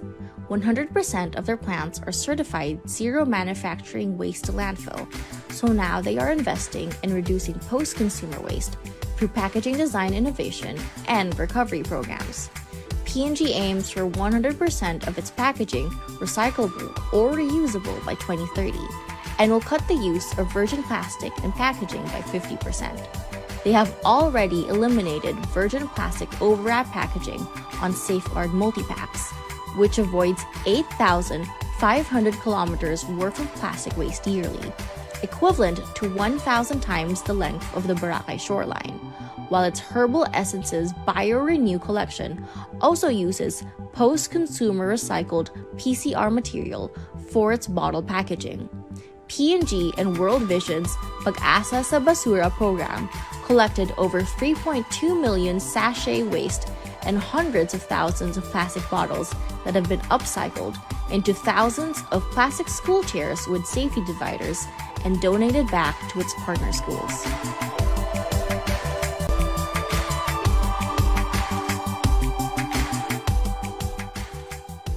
Unilever Philippines is working to reduce plastic pollution through goals launched 2017 and 2019 that are focused on an absolute reduction of virgin plastic used and replacing this with recycled material, adopting recyclable, reusable, and compostable packaging, and collecting more plastic than they sell, all by 2025. Predating all these recent commitments is the company's long-standing Mrs. Walastic plastic collection program, started in 2012 and going strong amidst changes brought on by the pandemic.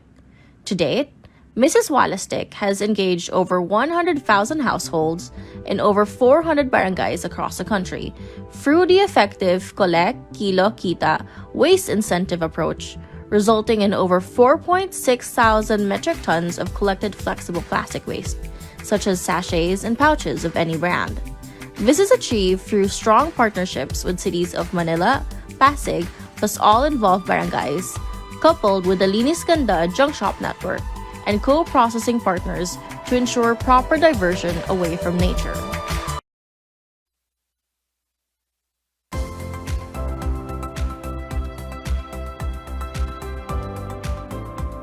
From Mondelez Philippines. Ms. Kate Punsalan. Slide, please. Intro slide, please. Yes. Ms. Caitlin Punsalan is the Interim Corporate and Government Affairs Lead of Mondelez Philippines, and she will discuss sustainable snacking. Ms. Caitlin?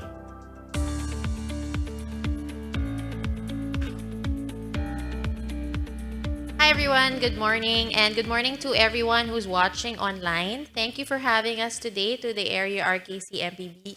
And thank you for welcoming us today. I am happy to be following our peers and colleagues in the industry. Of course, we are a member of PARMS, so we've learned a lot from PARMS, and I don't think I will be saying anything here that Crispian has not already said, but I will try my best. And of course, we're also following in the wake of our partner BEST, whom we've also worked with last year, started working with last year, and we are cooking up something as well this year. And of course, looking up to our idols from Nestle, who have paved the way for waste management here in the Philippines. I think what perspective we can provide today as Mondelez Philippines is how different companies can embark on different projects in order to help in waste management for the Philippines. And we'd also like to report, Attorney, that we have also registered for the EPR this year. All right, next slide, please. So our name may not be familiar to everyone in this room or online. Our name is Mondelez International. Locally, we are called Mondelez Philippines, but our products are definitely familiar to all of you, I assume. We make chocolates. We make chocolates, cookies. We make powdered beverage and candies and gum. And locally, we are the #1 powdered beverage brand in the country. That's Tang. We are also the #1 cheese, bread, and cheese block in the Philippines, Eden Cheese and Cheese Whiz, and #4 in biscuits, and #1 in chocolates for Cadbury and Toblerone. Next slide, please. And we are also celebrating our 60th year in the Philippines. Quite far from Nestle's 111 years, but we are now officially a senior citizen here in the Philippines. We have a global footprint, however. We are #1 in chocolates, in biscuits, #1 all over the world, and close second in chocolates all over the world. We have a large footprint, 150 countries, 80,000 employees, diverse employees all over the world. And we are present in most continents here in the world. Next, please. Our purpose is to empower people to snack right. Those of you who locally may know us formerly as Kraft. Our name was Kraft Foods before. We have since split from the company, and we are now called Mondelez International. And but our purpose remains to empower people to snack right. We have delicious snacks that people have loved through their childhood and even now in their adulthood. And to empower people to snack right means to provide the right snack for the right moment and made the right way. And that is the topic of our conversation today, is how we aim to make our snacks the right way. We have several global goals on sustainability, including for the sourcing of our ingredients, more particularly our chocolate. We have a program called Cocoa Life, which aims to ensure that the cocoa that we source for our products sustainably sourced, including protecting from child labor and ensuring the sustainability of the business of the farmers who help pick our cocoa. We also have for environmental impact, we have pledged to ensure that we are net zero carbon emissions in the coming years. We also have on social sustainability, which includes promoting diversity, equity, and inclusion, and of course, ensuring that we do not work with partners who support child labor. And the topic of today is packaging innovation, which we have a goal of ensuring our packaging is 100% designed for recyclability by 2025. Next slide, please. Apart from this goal, we also have a three-pronged approach to waste management and reducing our plastic use. First is less packaging, obviously, to reduce the amount of packaging that we use in our products globally, to reduce virgin plastic use in rigid plastic, and as well as have 5% recycled content in our packaging globally by 2025. We also want to use better packaging, which means to ensure that 100% of the packaging that we have is designed for recyclability by 2025, like I mentioned, and to help improve recycling systems. Because as mentioned by our speakers earlier, no matter the waste, rather if it's plastic or if it's a coconut shell, if it's not disposed of properly, it will end up in the oceans. And we echo the sentiments of our colleagues from Nestle that plastic is an important part of our food manufacturing business. Can you imagine keeping Cadbury in paper? I think we will not last a day in a supermarket if Cadbury were wrapped in paper, especially since our chocolate is of high quality, so it doesn't really stand to heat very much. So plastic is an important part of our supply chain, and as such, we want to help use less packaging, better packaging, and to help improve systems where if packaging is used, it is collected and does not end up in nature. And as under improved systems, while we work to collect the plastic that we put out in the environment for post-consumer, we also advocate and staunchly support extended producer responsibility, the EPR law, in the Philippines and in other markets where we are present. Next slide, please. This is just a snapshot of how much we have reduced globally in terms of packaging. 72,000 metric tons of packaging globally since 2018. 95% of our packaging globally is already designed for recyclability. In the Philippines, we are around that number as well. And we are also sustainably sourcing our paper packaging. Next slide, please. We are also a limited partner of the Circulate Capital Ocean Fund. As we also echo the sentiment of Nestle, we are not an expert in recycling. We are a food manufacturer. We make chocolate, we make cookies. So we leave it to the experts to tell us, to help us, how do we recycle plastic? How do we strengthen the recycling industry in the Philippines? And one of the ways we do that is by funding the Circulate Capital. In fact, one of our partners here today is funded by the Circulate Capital in the Philippines. And it's present not only in the Philippines, but in Southeast Asia and in India. Next slide, please. We also have our own funding venture called Sustainable Futures. It's a combination between a social venture fund as well as our own foundation for the company, where we are looking for projects that are sustainable, can show proof of a circular economy, and we fund those projects all over the world. In the Philippines, we have already funded 2 projects with Plastic Flamingo and Green Ants, and we're looking to support more circular economy projects through Sustainable Futures. Next slide, please. In the Philippines, we've worked with a lot of the people in this room, actually, and with the people in the slides, but we try to focus on many aspects, not just on collecting, because we know that while we collect, we also need to make sure that the community where we are present, our partners, are aware of why we are collecting and what we are doing it for. It can't just be us. It has to be a concerted effort, and we all know that. So we've done school and community-based collecting. We've done co-processing. We, like I said, we have a Sustainable Futures funded projects with Plastic Flamingo and Green Ants. And we started the collection project as early as 2019 when we were babies in the field of knowing how to collect and recycle in the Philippines, we just wanted to make sure that we were doing our part. And since 2019, we've increased the amount of plastic that we collect locally in the Philippines through our various partners. Next slide, please.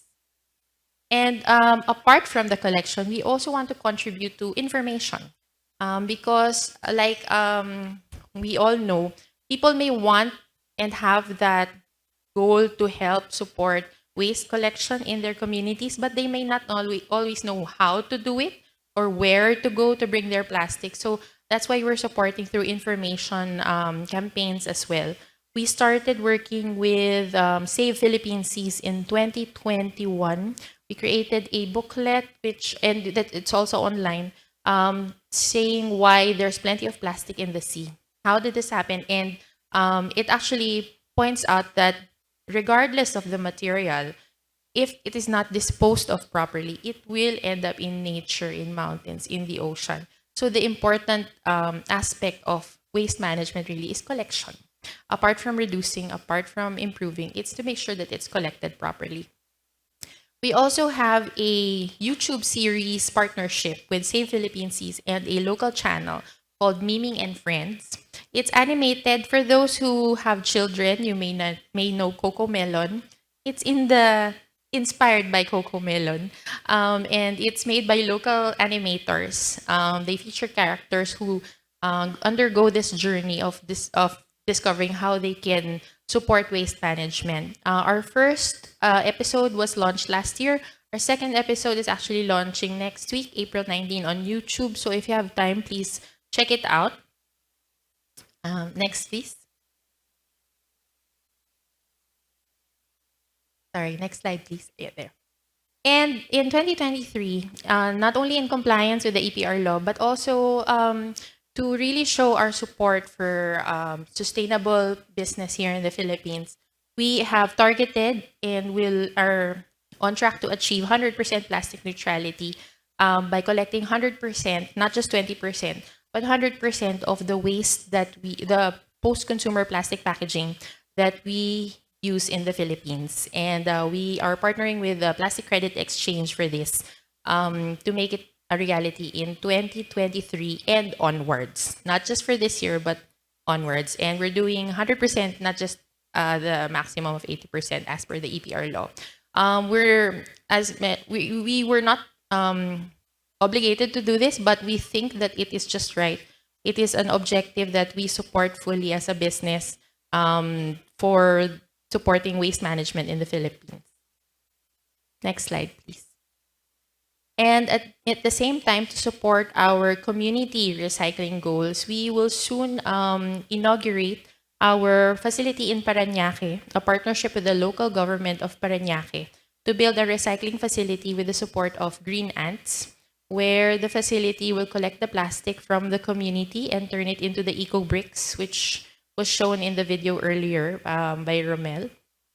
And we're looking forward to this being able to collect as much plastic as we can and to turn it into eco bricks and provide livelihood to the community where we are present as well in Parañaque. Okay. And I think that is my last slide. Yes? Oh, yes. That's great. So I didn't want to take long to explain what we do.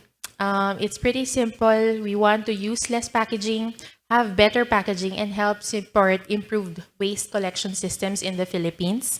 Those are not new concepts, but we firmly believe in making sure that we adopt them and implement them locally. So to end with, I would like to share with you for the episode 1 of the Miming and Friends YouTube channel that I explained earlier, to see how we have constructed the messages so that it's not just understandable by parents, but also understandable to children as well. We hope you enjoy it, and if you do like it, please do like and subscribe, as YouTube vloggers would say. And we hope you will be able to follow the next episodes of our series. Thank you.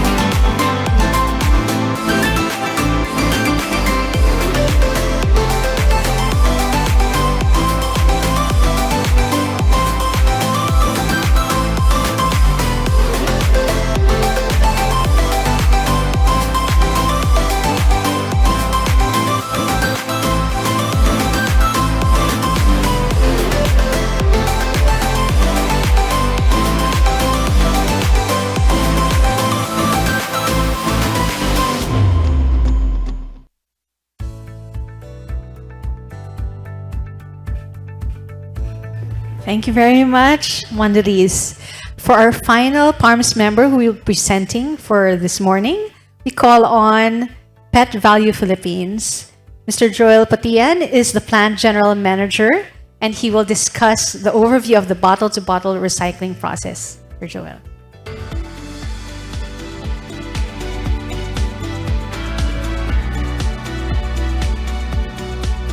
Hi, good morning and good afternoon to everyone.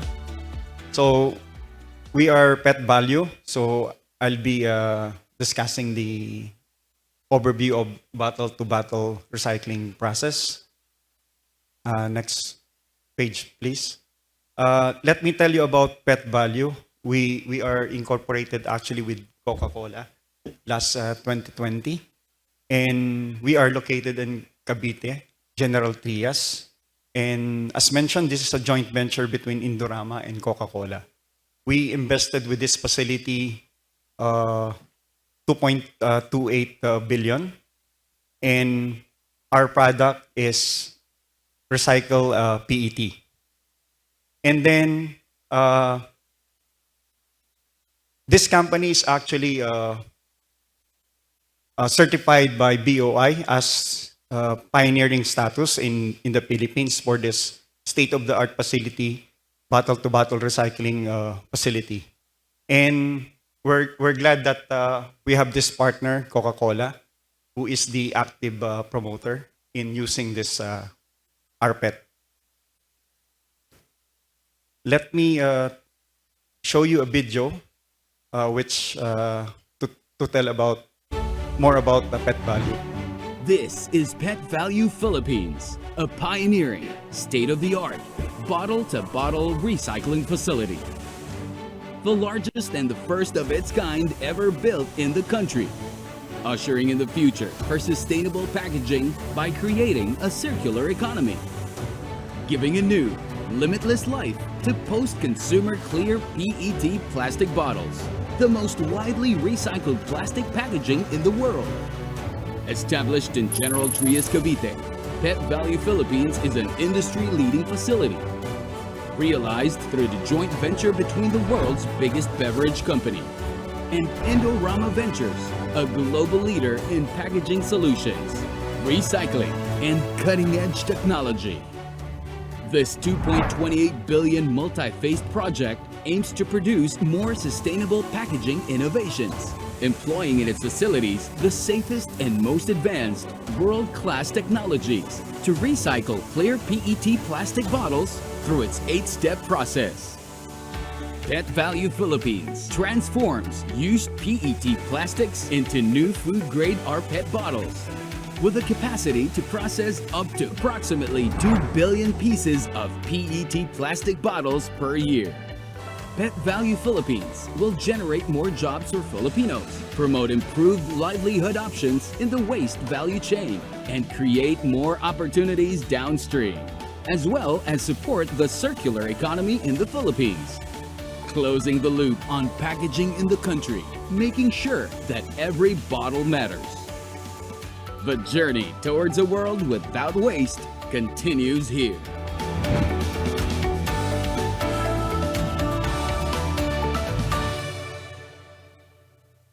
Okay, thanks for watching. Next page, please. With the same thing with other companies, right? We've seen a lot of materials already for educating Filipinos actually with this circular economy. And actually, IBL has also launched this Waste Zero. It's a pre-education module actually, discussing about recycling, zero waste, and circular economy. This composed of the basic, we have the intermediate, and then the advanced module for this circular economy in educating our people. And actually, Coca-Cola have launched this also a very aggressive world campaign for World Without Waste program last 2018. And then actively, Coca-Cola, with the support of Coca-Cola, we have this Tapon to Ipon program. And Basta Claro, Panalo. So this is a collection where the mini sari-sari store, I mean the store, we're converting now into a collection hub. Okay? Then, anyway, one slide is missing, but then that is with respect to the PET. What is PET? Anyway, Indorama is also committed for the global footprint. This 2025, we're aiming to recycle 750,000 tons per annum. So this is equivalent actually to 50 billion bottles per year. And with our current 20 sites, we are still expanding globally. So we'll make it 24 by investing another 1.5 billion. And for PET value, we're committed to recycle actually 2 billion bottles. This is equivalent to 30,000 metric ton of bottles. And as of this time, last March, we have collected 13 metric ton, and out of the this 13,000 metric ton, 17 tons of that coming from the CSR activities, and then actually this is equivalent already to 657 million bottles. And we're glad also that Coca-Cola actually will be absorbing, getting this 50% of our product. So actually, we're encouraging you also to use this RPET because actually, we are approved by FDA and US FDA. So there's no problem with the food contact already. This is proven technology. And then currently, we have produced 5,500 metric ton already. And then we have shipped. We're happy that we have shipped already last February commercially to our two customers, which is Coca-Cola and Glades. Next slide, please. Okay. Anyway, that's the PET. Okay. And then this is our business model for World Without Waste. So it is an 8-step process. So as you can see there, the main driver here to have this circular economy, actually, this is the collection. You can see before the bale, we have the collection, and then that's the baled bottles that you can see, and then it goes to this infinity loop and goes to another production of bottles. Now, we'd like to encourage everyone to refer a aggregator to us, and then by this, of course, you are participating in this circular economy. And of course, we would like also to encourage, as mentioned, if we will be lessening the usage of virgin, right? And then we try to mix the RPET, right? In that way, of course, we are also correctly promoting, right, the circular economy. So on that, we hope that the EPR law could provide some credits to this user of RPET. In this way, we can really build this PET circular economy into a reality. So, next slide. Thank you. Okay. Maraming salamat, Sir Joel, and thank you to Pet Value for hosting Kojima-san and Miss Ellen for yesterday's plant visit to their facility in General Trias. Okay, there's a popular demand to see the episode of Miming and Friends from Mondelez. So could we have that? And then after that, it will be followed by videos from Universal Robina Corporation, San Miguel Corporation, and Who's the last one? Mayora, Vona Mayora, yes. Okay, so firstly, we'll have Miming and Friends.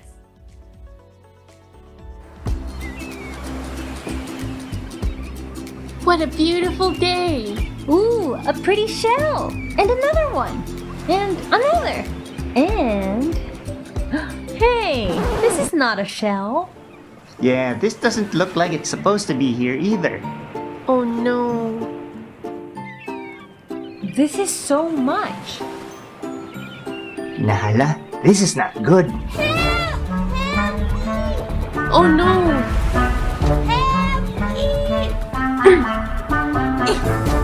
Here.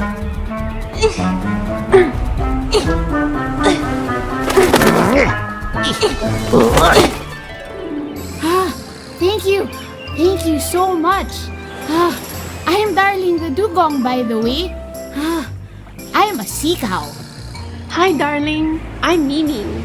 And these are my friends, Buboy and Anacorn. What happened? I haven't seen the beach like this. The beach is beautiful, but sadly, there is trash, even at home and where we eat. The seagrass beds.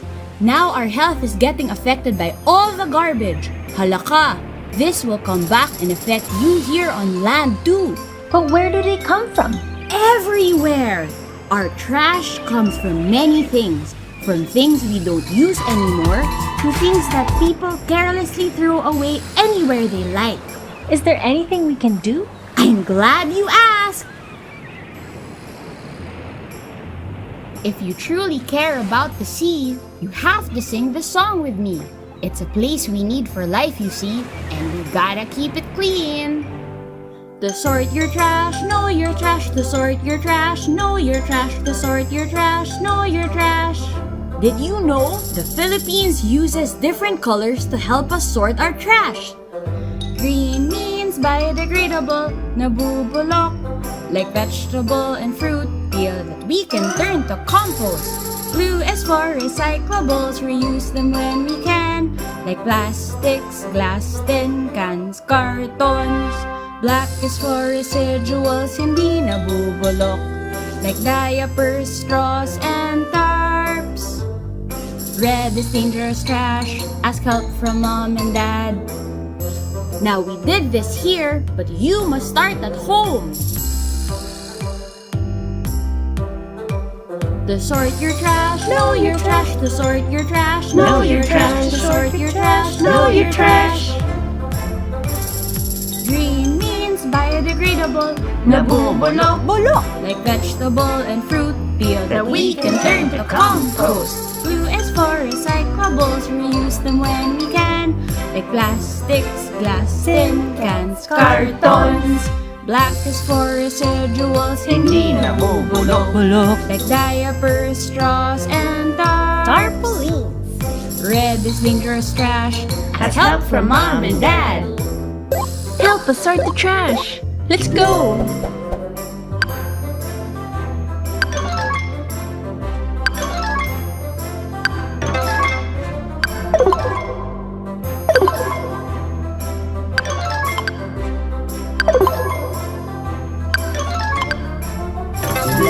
Do our part to clean the sea. The sea.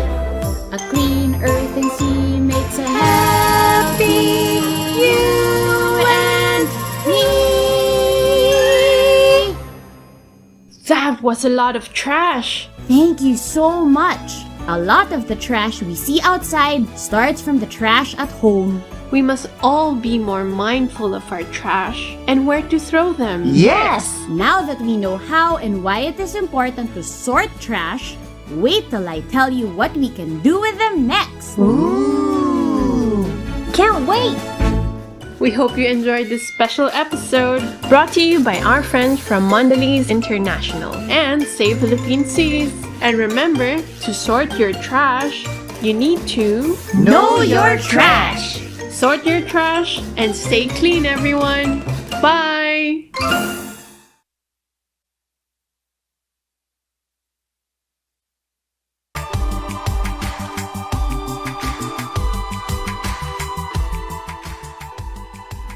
Universal Robina Corporation has committed to several initiatives that contribute to a sustainable environment, aligned with one of its core strategies of building a people and planet-friendly culture. In the Philippines, the company intensified its efforts to convert waste into something useful through co-processing and production of refuse-derived fuel, RDF, initiatives in partnership with cement plants. URC's Finland office has been given 3 Rs, 3 Rs Plus, and Zero Waste Achievement Awards, which recognize companies that use efficient waste and management systems and whose systems are aligned with holistic sustainable goals. URC has also been installing solar panels in its facilities here and abroad, in line with its goal to optimize its energy use. As part of its sustainability roadmap, the company has been implementing programs to substantially improve its water use and reduce its packaging footprint by making its packaging recycle ready. As one of the country's largest conglomerates, San Miguel Corporation's success is built on a culture of excellence, proactive action, and malasakit. Crucial to achieving our goals is good stewardship of the environment. SMC's Tuliahan River cleanup has resulted in more than 1 million tons of silt and solid wastes removed from the river. SMC is also undertaking a 2 billion peso cleanup of the Pasig River. The project is set to hit the 1 million ton mark of silt and solid wastes removed this month. These projects increase the flood-carrying capacity of these rivers, improve their navigability, and revive hopes of their rehabilitation. Water sustainability is also a key pillar of SMC's sustainability agenda. Its Water for All program aims to reduce utility water use across the entire San Miguel Group by 50% by 2025. In just the past 6 years, the San Miguel Group has saved almost 31 billion liters of water, equivalent to the monthly use of 1 million households. Meanwhile, to help reduce its plastic footprint, San Miguel Foods has initiated a bulk delivery system for its feeds operations. Feeds are loaded into large quantities on bulk trucks that transport them directly from feed mills to farms. As a result, San Miguel Foods has omitted the use of more than 2 metric tons of polypropylene sacks and liners in 2022. It expects to reduce its polypropylene sack usage by 49% as it expands the systems to more farms. Knowing its actions today can have significant, long-lasting impacts on the environment, SMC continues to integrate environmental protection and preservation into its everyday operations.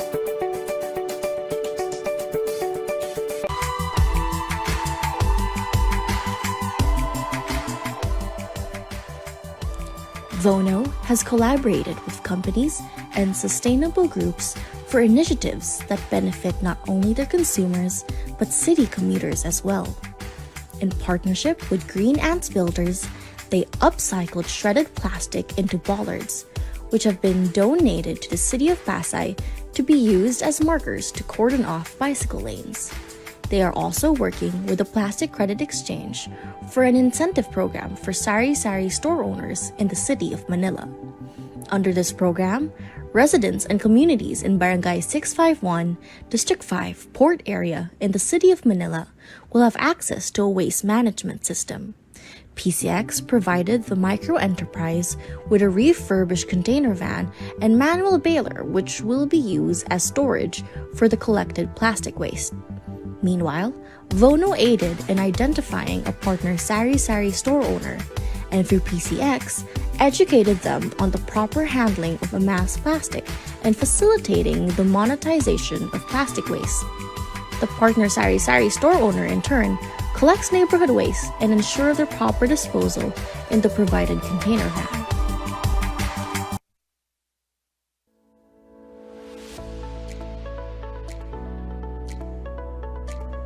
Thank you very much. That was such a cute video of Miming and friends. Thank you, Mandalise. And it was made in partnership with Save the Philippine Seas, right, Ms. Caitlin? Actually, Save the Philippine Seas is also one of the partners of the Healthy Oceans and Clean Cities initiative.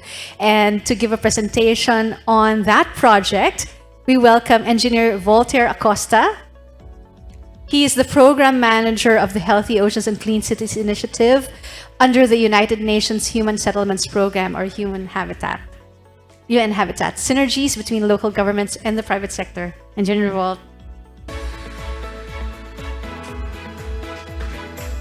Hello, good morning. Thank you, Melissa. A while ago, I was listening to the presentations from the private sector. It brings back memories when I was working as an OJT sa craft. Craft pa tawag doon. But now I'm on the other side of the story ng EPR because we're working with local governments when it comes to recycling. And we'd like to take the opportunity to thank also PARMS and ERIA. So the Healthy Oceans and Clean Cities Initiative is a project funded by the government of Japan. And I've prepared a short video regarding our initiative together with 6 partner cities. Next slide, please. Try natin maklik.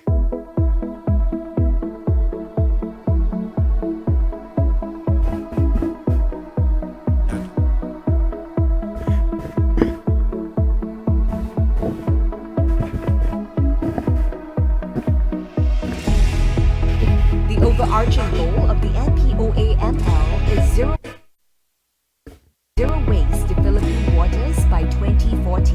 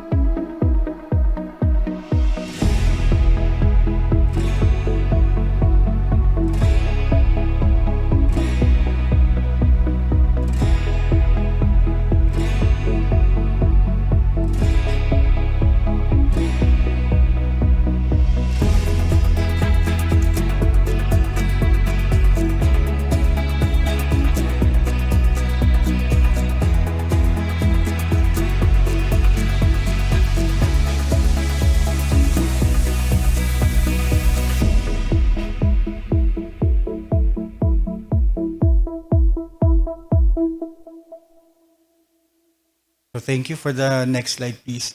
So in essence, if you see, it's quite a different presentation from the previous presentations because as we all know, local governments are primarily responsible for the solid waste management in the Philippines. It's a highly default function and now there's an opportunity to work with the private sector.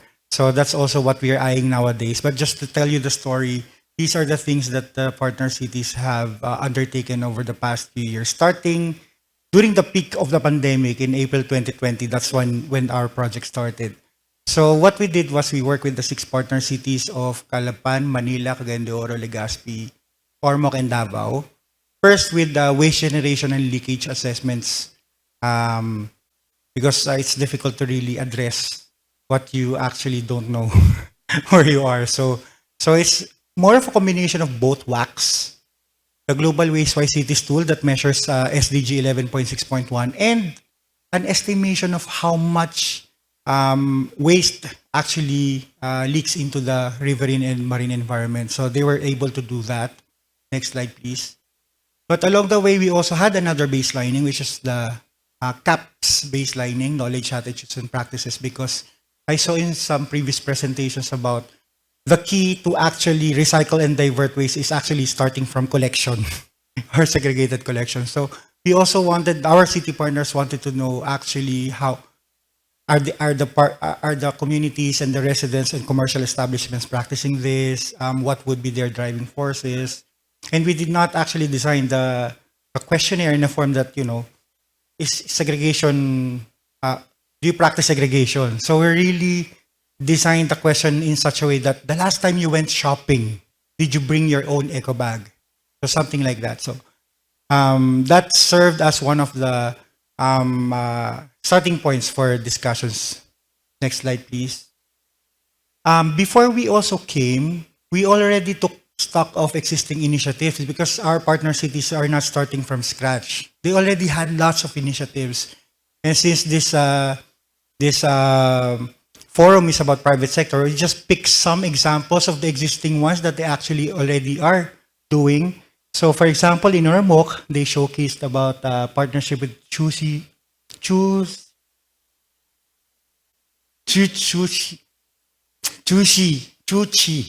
Foundation, where they collect PET bottles and then they bring it to Taiwan, and Taiwan, they convert it to blankets. So when there's disaster, that same blanket is the one that's being shipped out for as part of the donations. In the city of Manila, they have lots of partners, and you can see your logos, I think. Manila, so many partners. They have the Wais Walastik sa na Malineño, Kolekilokilta with, I think that's Unilever, Aling Tindera, Alas Kalikasan. Cagayan de Oro also shared that they are already doing something with Green Ants and Nestle about the eco-brick facility. Next slide, please. Ayan, there's a little video nung example lang kasi 2 or 4 other partner cities went to Cagayan de Oro and they really wanted to learn how it's being done. Next slide, please. Yan. And then we realized that one of the aspirations at the time that we were trying to figure out is that a good business model would be something that would really encourage the economies of scale when it comes to collecting and recycling waste materials. And then we realized that there are already a lot of social enterprises that are in the Philippines. That's just, sometimes it's just a matter of knowing what you have to offer and what we need and what we also have to offer to complement what you need. Sometimes it's just a matter of matching. And that's already my answer to one of the key questions for Melissa later on. So we organized social enterprise city stakeholders matching session. Actually, we held it in 2 batches because of public demand. So we have lots of, I think 11 or 12 social enterprises, Sentinel, PCX, Plastic Flamingo, Green Ants, Plastic Bank, Walausik, Polyal, Salin Swap. So we just organize a platform for them to match with each other because we cannot, recommend one specific social enterprise for one city because if you see our partner cities are very diverse. Capital city, Manila. And then we have Calapan, that's beside biodiversity rich area. And then we have a regional center. And then we have tourism area with the Mayon volcano in it. So we wanted to have different models so that later on we can come up with good case studies to share. Next slide, please. And then we also had a focus group discussion with MSMEs. Actually, it's not just MSMEs because it was the city partners who invited their private sector partners. There are also some QSRs and FMCGs who attended that. But we made it like a focus group discussion. Okay, you already have lots of ongoing projects about plastic circularity. What could be the things that you would still need as enabling environment for you to enhance what you're doing? So we documented that actually, but not mentioning the names of the MSMEs, but in general. So that's captured in that, and you can access that in the web page of unhabitat.ph. Next slide, please. There's also a sector where we thought is usually,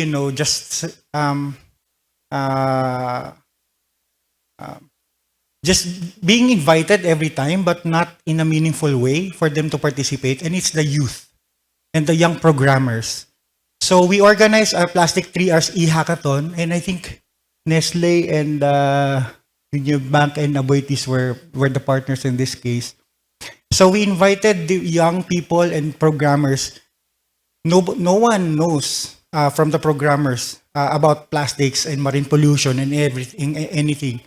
So we just trained them. And then for 2 weeks, for 2 or 3 weeks, we asked them to do a charrette. And then they came up with very good smart applications and solutions to solving the marine litter problem.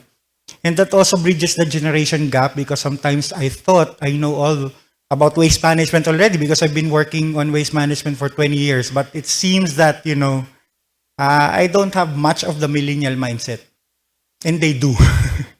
So it's a nice thing. And after the contest, even those who did not win, they were tapped by the city partners. I think 3 city partners tapped 3 of the participants because they thought that the smart solutions were applicable to them. Next slide, please. And then because of that, they came up with the City Plan of Action on Marine Litter that mirrors actually the National Plan of Action on Marine Litter, but with the local flavor. Next slide, please. So after this, we asked the city partners to come up with different plastic 3Rs pilot projects. We allowed them to really be the ones to identify what they would have wanted to pilot test. And with the funding from the government of Japan, we are able to support them, 6 cities with 11 partner organizations. So these are just some of the initial ones because we're still in the middle of pilot testing. So remember, management of 3Rs is not just about recycling or managing the plastic waste that has already been generated. It also includes avoidance. So, for example, in Calapan, they tried to have alternative materials, packaging materials. Cloth diaper making is being tried by the Women Waste Warriors of Manila. Next slide, please. So these are some of the examples of their products. Next slide, please. And then refilling stations and stores. The city partners also realized that this has a good potential for really displacing the need for single-use packaging material. So they're trying it out in Nafias or Moc and in Legazpi City, zero waste refilling store. If you can see the picture here, for example, in Nafias, in Ormoc, you can see, I'm not sure if you can see the numbers, 6, 7, 7, 8, 14, 15. Actually, this is the price. And then if the consumer brings his or her own packaging material, it's discounted. Actually, it's even more with the bigger one because I think it's 40, 45. So you're able to get a 5 peso discount for every bottle of, I think, 500 ml. So there's an incentive also for them. At any rate, if the consumer does not bring anything, they can just, pay for it. But Nafias also uses only the reused PET bottles or packaging material. Next, in Legazpi, they also tried it out with other commodities. Next slide, please. So again, it starts with segregation and then with collection and then with recovery. So these are just some of the examples about collection and recovery. So we have, for example, Barangay 830 in Manila, they would have wanted to come up with a community junk shop. And then in Legazpi, they would have wanted, there's still ongoing construction about the centralized MRF. So at least logistically, if I were a possible private sector partner, it's more attractive for me to partner with you if you have a bigger amount for me, substrate for me. Next slide, please. Now, there's also some initiatives about recycling. For example, this is the one that's existing, and then the granular plastic share in Legazpi, and then the eco bag facility in Barangay Dapdap in Legazpi as well. Next slide, please.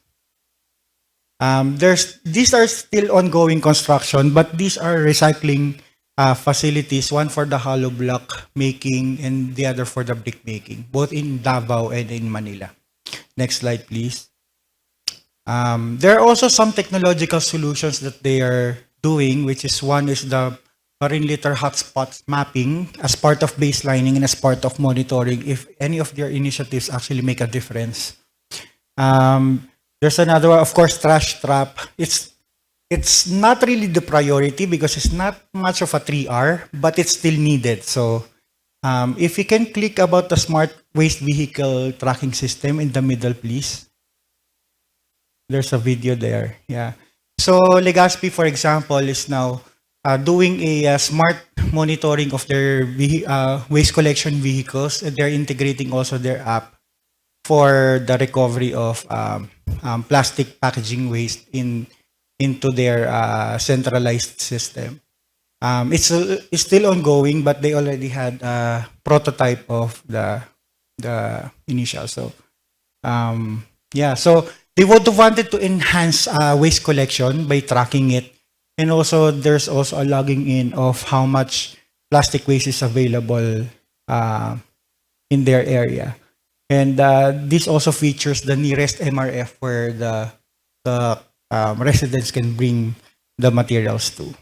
So next slide, please. Now, because of the because of the Extended Producer Responsibility Act, there's much more demand for stronger collaboration, specifically with obliged enterprises. So we had, we initiated already the local EPR readiness discussions with the partner cities after this. Next slide, please. Next slide. Actually, even before the EPR law was passed, as early as, I think, February 2022, 6 months before the EPR law was passed, we are already trying to model a realistic EPR scheme for the Philippines. So we came up with a policy paper on this. This can be actually downloaded in our website. This is just general ones, so it does not conflict with the specific ones provided by the law. But we also mirrored, okay, what do you think could be something that could link both the private sector and the local government units? And let's not forget that RA 11898 is an amendment to RA 9003. So LGUs are already doing RA 9003. The 11898 just did clarify exactly what would be the responsibility of obliged enterprises. So it's not that hard, but even our policy paper was very flexible. And we are also happy about what came up as the EPR law, because we are already debating what type of EPR system would be adopted by but it's so flexible actually, that actually I think industries and waste diverters are happy, but it's difficult for regulators because there are so many standards to come up that should be come up with. And actually this policy paper, we debated a lot on this, but this policy paper, in cooperation with the Institute for Global Environmental Strategies, actually recommended a fixed fee system. But that's only a recommendatory system. Otherwise, that's only the end of the line. We can still continue on with working with the waste diversion data management system. Next slide, please. So before that, actually, there are many local governments, even before the EPR law was passed. I think they're reaching out to us, and they were asking about the opportunity to be part or contribute to the EPR process. And every time, actually, one of our advisors is here, to Mr. Crispian now, pro bono and friendly advisor. So every time there are city governments that are asking, how can we, link up, and how can we contribute to the overall EPR process? And we are wasting his time actually, because it's individual cities who are consulting. And then he was the one who advised to us, okay, why don't you talk to each other? All 6 city partners raise an issue about this, and then at the time, the law has already been passed. So it's nice. So in this particular case, we're happy. Attorney Ivy was also with us at the time. Painit-init pa yung EPR, IRR na draft noon time na yun. So we already got a good concept. So in general, what we did was, we work with the 6 partner cities. They have to establish the waste value chain in their particular city. And I tell you, it's not all the same. We thought that it's just as simple as, segregation, segregated collection, MRF, recycling, etc. It's not all the same. I think Manila is the most complicated, had the most complicated flowchart, because there's so many possible pathways. Ormoc also has some unique pathways that the other cities do not have. So it was an interesting discussion, and this was followed with visits to 4 examples of the actors in the plastics value chain in the city of Cagayan de Oro. Next slide, please. And yeah, so even after that, so all our partner cities are working on waste diversion data management because that's the first most important step. At the end of the day, the private sector will need audited certificates, right? So waste diversion is not something new to the local governments. They have to report their diversion targets to the National Solid Waste Commission anyway. So we just wanted to enhance that and make it auditable. So after that, for example, the mayor of Calapan, Mayor Murillo, spoke with the junk shop operators, and apparently they had the junk shop association already. It's just that they're not buhay. So maybe that could be the driving force for them to work together again. In the same case as and then they are also modeling now yung barangay redemption centers and then bringing it. So it's tracking the entire value chain. I hope I can share with you more later on, but it's still currently ongoing, the pilot testing. So next slide, please. So can you click on this, please? I think this is my second or third to the last slide. So this is for an example of the waste flow diagram, the plastic value chain or the waste value chain in Calapan City. And this is the first important step because they have to understand where actually waste, specifically plastic waste, is going. And that would be the Bible where they can develop a good data management or tracking system. And we believe that it can also enhance the reporting system of local governments to the National Solid Waste Management Commission because honestly, there's really not much of a quality assurance right now about the submissions of how much actually is being diverted by local governments. So it could be hitting three, I cannot say birds because we are environmental. It's hitting three targets with one, I cannot say bullet because we do not want to promote violence. So yeah, you know what I mean. So next slide, please. So now, for example, Cagayan de Oro, they're following through. Cagayan de Oro, the city councilor for the environment met with the junk shop operators as well, and then Ormoc, I was just there, and their initial draft of a tracking system, it was discussed with the City Solid Waste Management Board, the previous meeting, I think last month. So at any rate, I think many of you actually have approached our partners. And we also want to thank Coca-Cola Pet Value because they were among those that Cagayan de Oro invited, I think they are the only ones who sent a representative. So we are also able to bring the private sector, aside from PARMS, bring the private sector perspectives on what private sector expects from the waste diverters in the local and within the cities. Next slide, please. So that's all. I think I contributed something to the discussion. Thank you.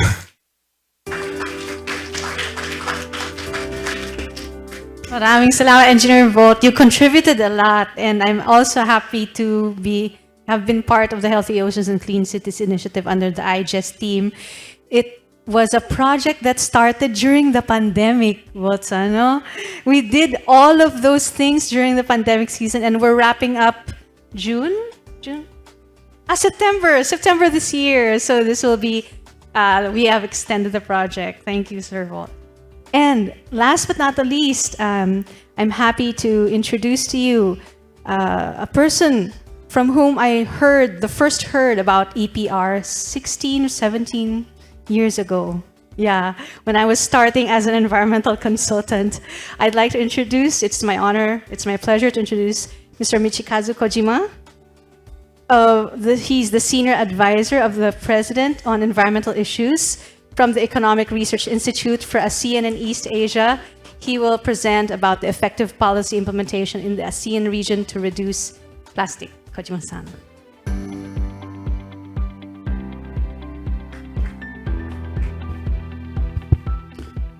Thank you for kind introduction.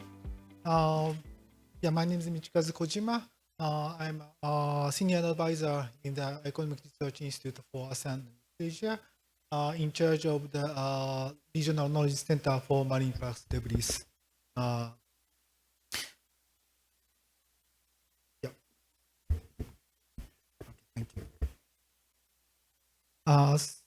Some ASEAN countries have tried to introduce EPR before 2010, but not much successful cases in 2000 and 2010s. At that time, e-waste was kind of the target items, major concern. But in the latter half of the 2010s, we realized the plastic pollution affect the marine ecosystem. And some research pointed out that the plastic pollution may affect human health also. So some studies show that Southeast Asian countries are major source of plastic pollution. So many Southeast Asian countries try to introduce the EPR scheme. Next, please. Yeah.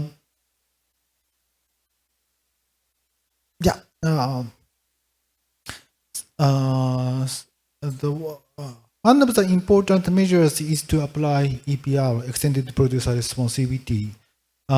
Ministry of Environment and Forestry in Indonesia issued a decree on EPR in 2019, which require producers and shops to report their efforts to reduce use of plastic packages and containers.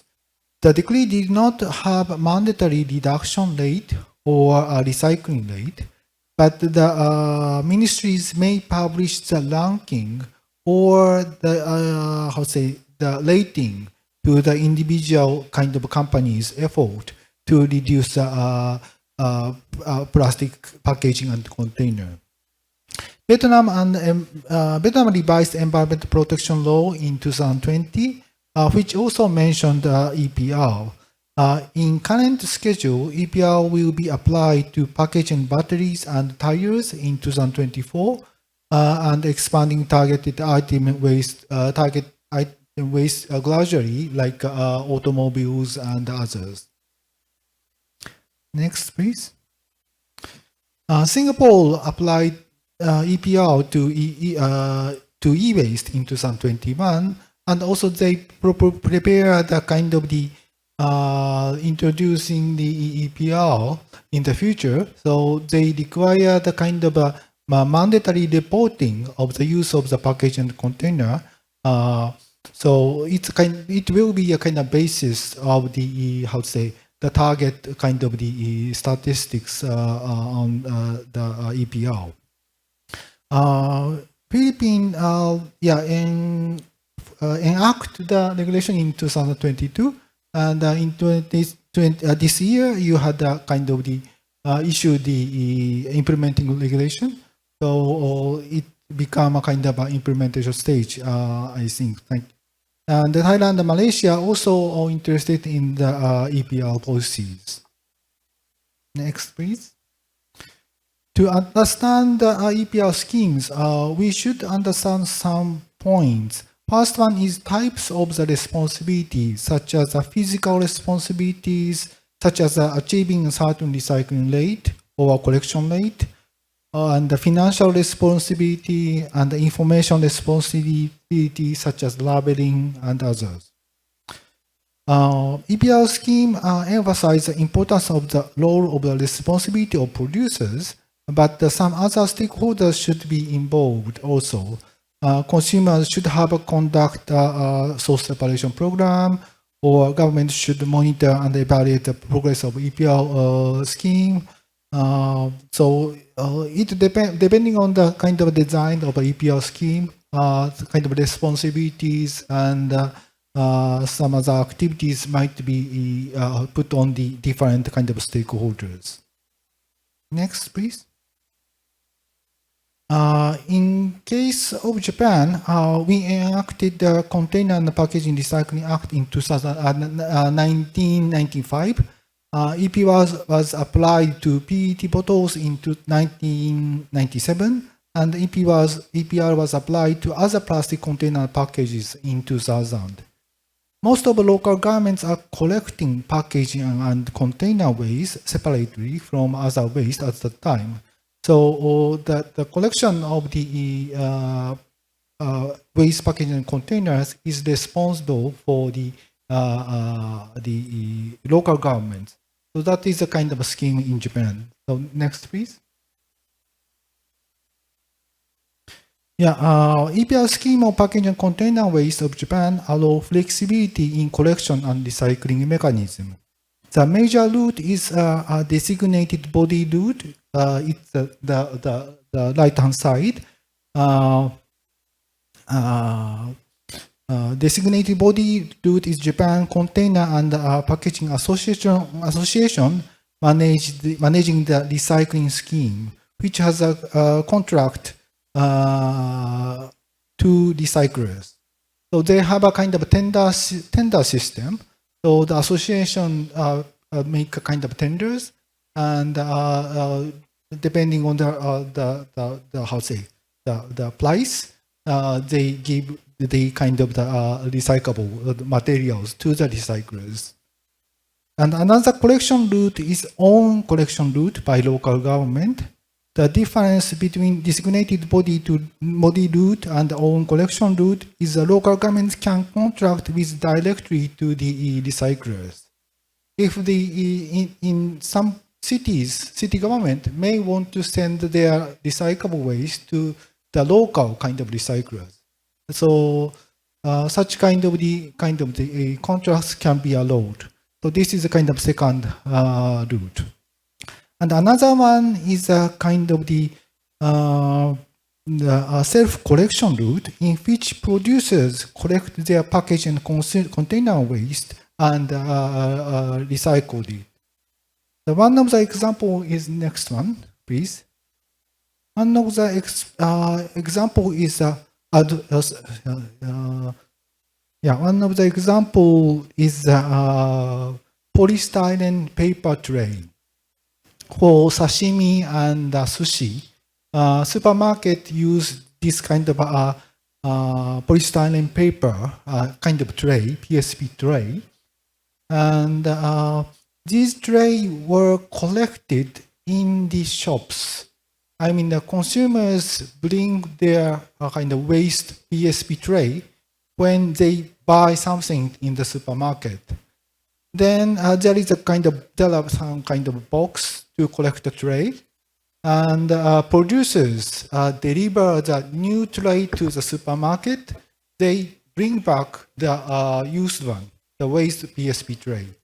So producers themselves have a kind of collection mechanism with cooperation of the supermarket or shops. So that is a third kind of the route of the collection system. Next, please. And this is a kind utilization of plastic packaging and containers by several technologies. So material recycling is one of the major ones, but the second one is raw materials for coke ovens, which are used by the steel industry. So we have a kind of blast furnace to make steel, and they use traditionally they use a kind of cokes, the kind of materials from the coals, but instead of the cokes, the industry can utilize the plastic waste. So it's a kind of one of the way to use the plastic waste. Next, please. Yeah. Another important aspect is the design for recycling. Especially, we have a good kind of design for recycling program, and we control the color of the PET bottles. We do not have any kind of colored PET bottles in Japan right now. And we try to have a kind of guidelines about easy kind of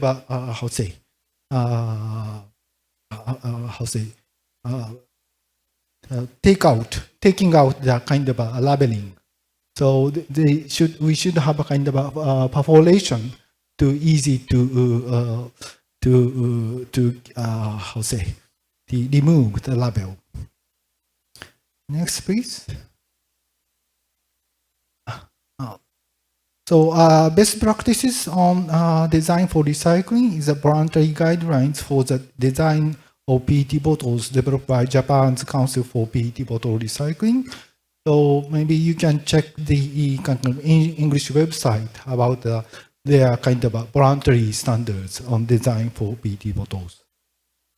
In 2020, Japan's collection rate of the PET bottle is 96.7%, and the bottle-to-bottle recycling is about 32% of total recycling volume right now.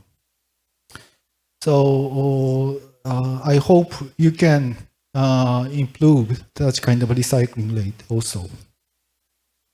Next, we also have a regulation to require labeling on materials used for the container and packaging. So this is a kind of label from PET bottles, and it said that cap and labels are made from the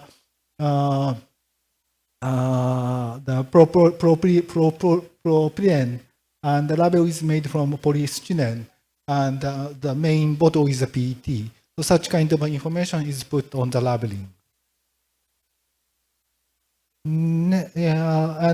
Next, please.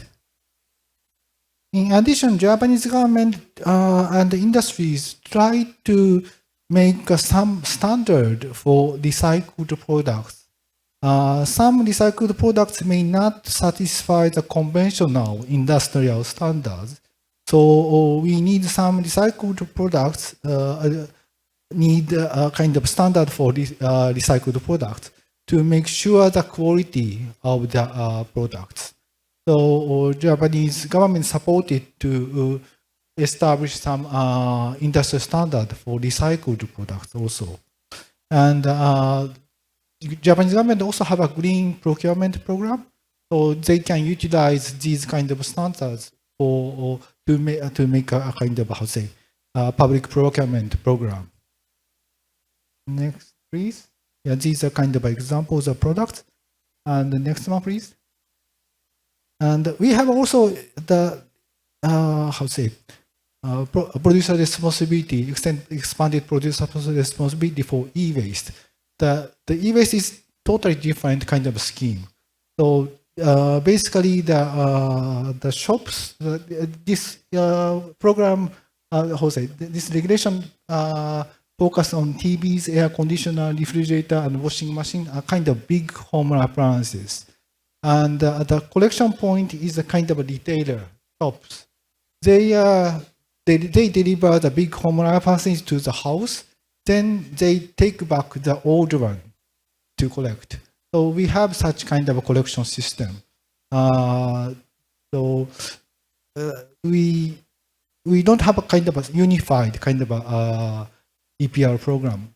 Depending on the materials like goods, packaging container, or e-waste, or automobiles, we have different kind of a collection system, or the responsibility of the producers are a little bit different. So that's kind of an experience in Japan. And next, please. So to implement EPR effectively, we should have a kind of a collaboration on design for recycling, and to implement a green public procurement, and to develop the industrial standard for recycled goods to stimulate the kind of the demand of such kind of goods, and to encourage investment by some industries utilizing plastics, and to support the transportation cost of waste from remote islands to recycling facility is also very important. Probably one of the challenge in the Philippines might be how to collect the waste from the remote island. So I think you should think about such kind of an issue, probably. Yeah. So these are kind of the, next please. Yeah, we disseminate some kind of information in the region. So you can check our website or SNS and so on. Thank you very much for your attending and sharing your observation.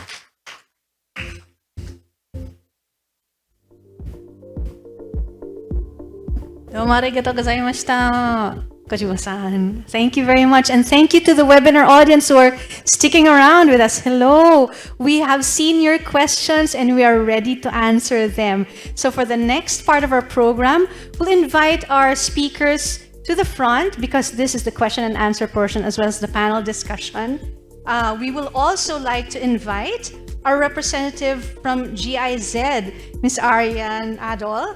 Ms. Ariane has over a decade of experience in land and environmental management, urban development, climate change adaptation, and disaster risk reduction.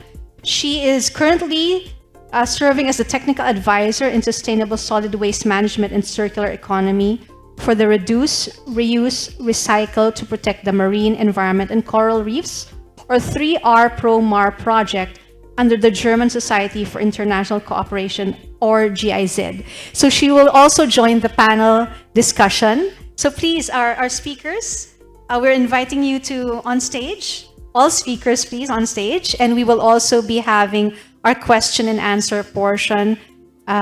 We have 2 questions from our webinar guests. Salamat po sa inyong mga tanong. By the way, most of the presentations are available for download. I believe we are giving the link in the chat that we have in the webinar stage. So as we wait for our panelists to come on board. Yes. Okay. So we have 2 questions. Tatlo na pala. We have 3 questions. Okay. So the first question, okay, let's wait for our panelists to settle down. Ayan. Napakaganda at gagwapo po ng ating mga panelists. Okay, the first question is for Attorney Ivy of DNR EMB from Wholesome Philippines, Mr. Ray Michael Tagarao. Attorney Ivy, I have attended previous public consultations on EPR implementing rules and regulations. One of the discussions was on plastic packaging containing hazardous waste materials. As I recall, it was mentioned on that session that plastic packaging containing hazardous waste should be under RA 6969, so this is the hazardous waste law, and is not under RA 11898, which is our EPR Act. Could you clarify this case, please? Thank you for that question. As I've said during my presentation, recovery of plastic packaging materials should be governed, of course, by RA 9003 and RA 6969 respectively. So for the accountability of large enterprises generating plastic packaging waste, no matter what the content is, no matter if it contains haz waste, should be EPRable, as what I termed it to be. So those obliged enterprises that generates plastic packaging wastes should be covered by the EPR Act. Now, what I've said is not literally those that they generated as consumed by the consumers should they be recovered, right? So, but if they want to do so, for example, they are generating, their product is hazardous and they have plastic wastes generated for those products, then the recovery should be governed by RA 6969. However, as what I've said also a while ago, the offsetting is not brand specific. So not literally their product is, but they can recover, for example, another rigid plastic packaging wastes of another brands. They can do that. But if they want their own plastic packaging materials to be recovered, that should be governed by RA 6969. Perhaps Commissioner Lau may comment as well on that. Thank you. Now we have this principle of call a friend. No. Now I'll wear the hat of the commission right now.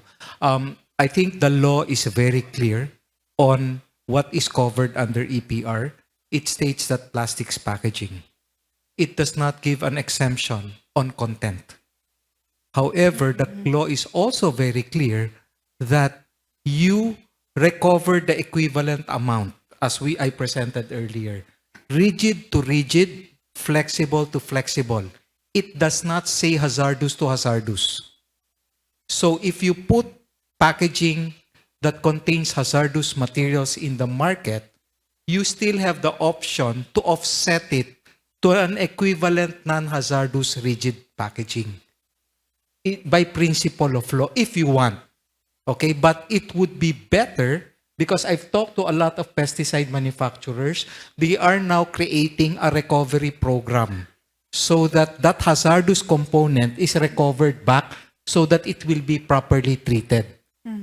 Right? And under the principle of hazardous waste management in the Philippines, then you have to have the proper licensing, the proper processing to be done for hazardous containers under RA 6969. Maraming salamat. Okay po ba yun? From our guest from also in Philippines. Okay. Our next question is from Palawan. Maraming salamat po sa mga tiga Palawan na nanonood ngayong hapon. From Mr. Serge Pontillas, addressed to Nestle and Mondelez. So his question, will Nestle and Mondelez be willing to partner with local governments to finance a scaled-up recovery infrastructure at the ground level? Okay, I think this is the first time that I am not happy with ladies first. But let me answer the question. And hello to Palawan. I love Lamayo, the daing. Hi. From my presentation, you may have seen that we have partnered with organizations who have the infrastructure. We have not really invested in infrastructure per se, because that's not really our core competency. We are a snacks manufacturer, and we work with experts like BEST, like PARMS, like Plastic Credit Exchange and PLAF, who have the infrastructure and who can help us to achieve our waste management goals. So we actually don't have experience in infrastructure supporting yet. But that being said, we do have avenues. Like I said, Circulate Capital is a fund wherein we work with organizations who have the infrastructure, who have the knowledge, and then we provide the fund through Circulate Capital. So that's what I can say, I think. And that's also the best way, I think, to work with organizations. If it's not your core competency, then you don't really have the best position to be in that space. And that's what we do for our companies, to really find those experts, to rely on those experts to tell us what we can do. And to also, of course, work with the government to tell us what we should do in our localities. All right. First of all, let me correct myself also earlier on. No? The numbers that I quoted in the presentation was actually done by the World Bank, not WHO code. No? Kasi we're a nutrition, health, and wellness company, and top of mind is always WHO. No? We need to be compliant. Okay, but it was World Bank, so let me correct myself. Okay, to your question, very interesting question. No? While we recognize the importance to work with the LGUs, and that this is what all of us here are actually advocating, no? But perhaps just to build on what my colleague from Mondelez mentioned, because we're also in the same boat, maybe you please allow us first to deliver our commitments first, no? Because the challenge ahead that we're facing is already huge, no? Because let's address the root cause, which is really the plastic use in packaging, and this is what we are focused on today. So if you would allow us first to address the root cause, and then later on, as we go along, we can work together in addressing probably the LGUs. Because even if, let's say, we work with you, if we don't address the root cause, which is the packaging that is designed for recycling, then it also defeats the purpose. Although I know that you are also supported by your own government, no? And that they provide budget to every barangay, it may not be also technically feasible for us to help 42,000 barangays, no? If you're going to do that. So please allow us to deliver first our commitment for 2025. We have a commitment up to 2050 to have net zero emissions. So that alone is a very, very huge task that we have to focus on so that we can address the problems in an LGU level. Very important, ma-address natin muna yung root cause and that we come up with infrastructure that addresses it. So allow us to reconfigure our packaging and make it designed for recycling. And then let's talk afterwards. So we deliver first and then let's discuss after. Thank you. Thank you very much, Sir Joey and Ms. Caitlin, for those very nice answers. We also have another question from Mr. Serge again of Palawan. I think this is applicable probably to the Hochi project, but also to other members of our panel. So he asks, I noticed the partnerships are mostly limited to cities. Will corporate partners also go down to critical towns like high-traffic El Nido and east-facing town Araceli and Taytay in Palawan, which become penultimate sinkholes for plastic debris produced and consumed in other parts of the country? So for those of you who are not from the Philippines, Palawan is considered our last frontier, and we have a lot of beautiful mangroves and beaches in there, and we'd like to protect it as much as possible. So I understand the concern from our viewers from Palawan. Anybody would like to respond? Okay. So just as a historical background, of course, UN Habitat really works very closely with cities because we're after urban development, urban basic services, and also understanding that cities are the engines of growth, but also linking to urban-rural continuum. But I totally agree. Sometimes whenever we discuss, because UN Habitat is also promoting leaving no one and no place behind. But of course, in terms of logistics, usually the first to benefit from any of the programs are actually technically cities, just because of logistics. It has cheaper logistical costs, and even in waste collection is cheaper per capita or per ton of waste. But I totally agree, because sometimes what we are saying is that those who are not served by waste collection or recycling system or the reverse logistics, for example, they have more potential to actually pollute. And when we also discuss with, for example, with DNR, BMB, most of the marine protected areas are located not anywhere near, in general, cities. Usually it's in the rural areas. So we should give equal importance to that. And one of the solutions, because we're also working with cities that are not, the big cities that we're talking about. For example, Calapan. Calapan sits in the center of the marine foreshores, biodiversity, and sadly, there's an oil spill. But to make Calapan, for example, attractive for partnership, what we encourage them to do is to enhance their economy of scale, make it easier for the private sector to work with them, increase the economy of scale, make their data systems ready. And I think that works for all, but that is one way where municipalities, cluster of municipalities, tourism areas can be. Unless, of course, it could be part of the priority areas. The suggestions, of course, of, for example, DNR about the geographic distribution is just more likely also the tendency, because it's about target achievements against the plastic footprint. For those who cannot wait, for example, to 2027 or 2028 for them to be reached by the EPR system, then making them more attractive for partnerships. Because at the end of the day, it works both ways. Plastic footprint against waste diversion certificates. And time will come, hopefully, it will reach to more, to all places and all people across the country. Thanks. Salamat, Engineer Vol. Yeah, let me add to what Yes. Voltaire said. No? Greg of Palawan, don't worry, the UN Habitat Hochi project is not limited to cities only. No, it's just the title of their global program.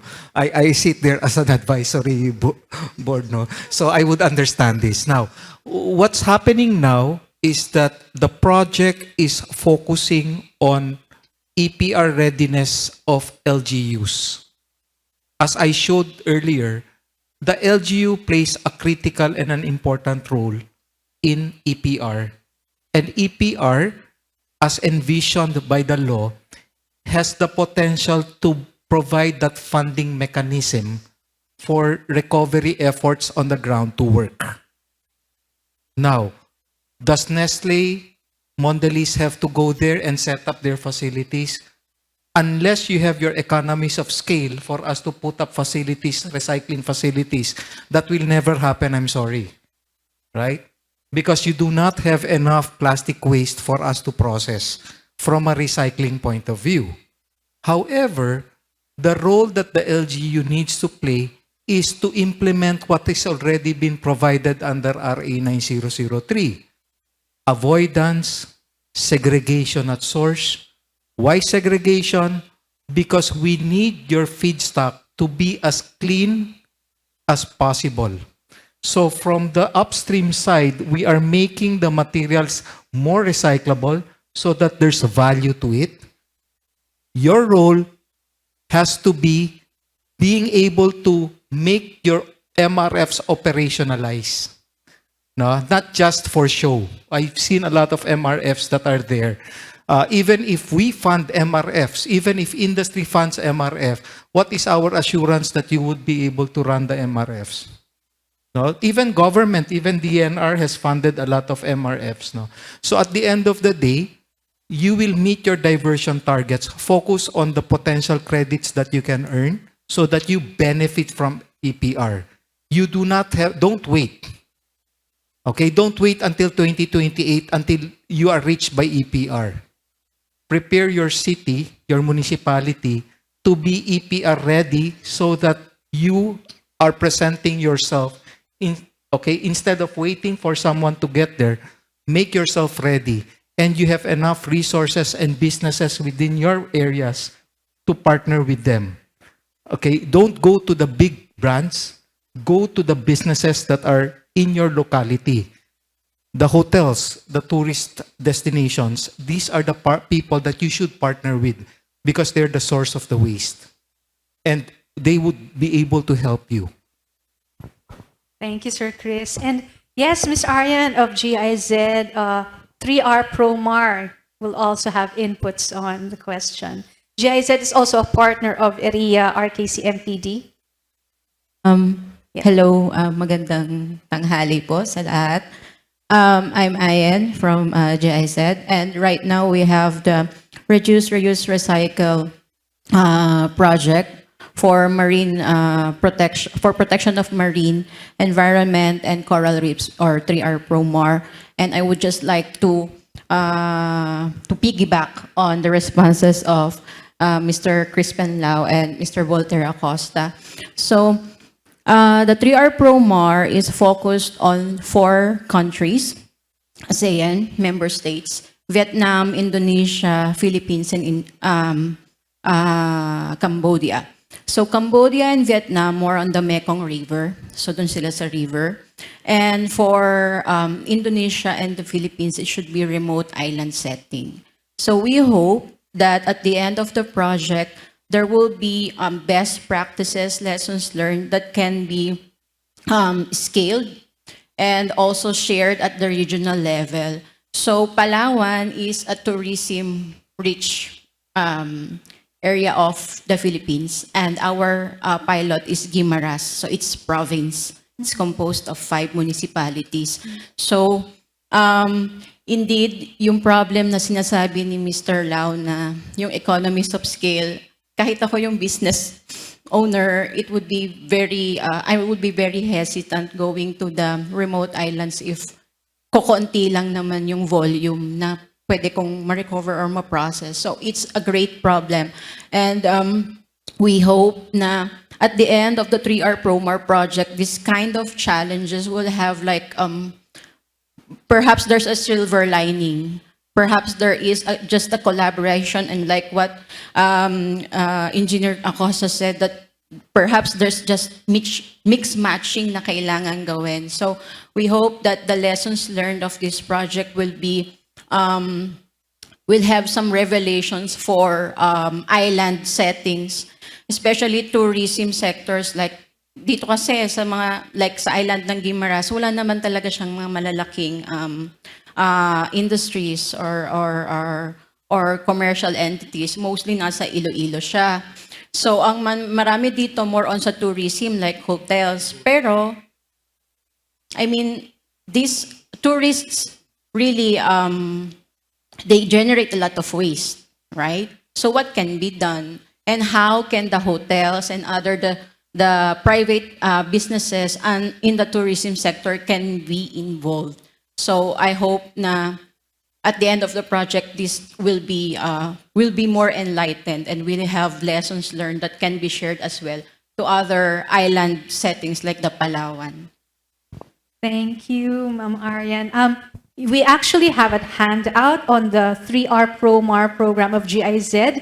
So we are giving you the link where you can download this handout and get more information on the program as well as contact information of our speakers.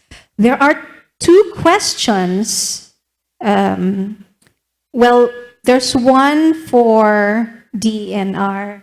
Again, Ivy. What will DENR require from the industry? Would it be just a certificate of diversion? Will DENR require proof of retrieval from post-consumers? And what specific document will be needed to provide such? Okay, as of now, we will be formulating our procedural manual and our auditing standards as well as the accreditation standards. But as per the IRR, there are reportorial requirements such as the EPR compliance audit report.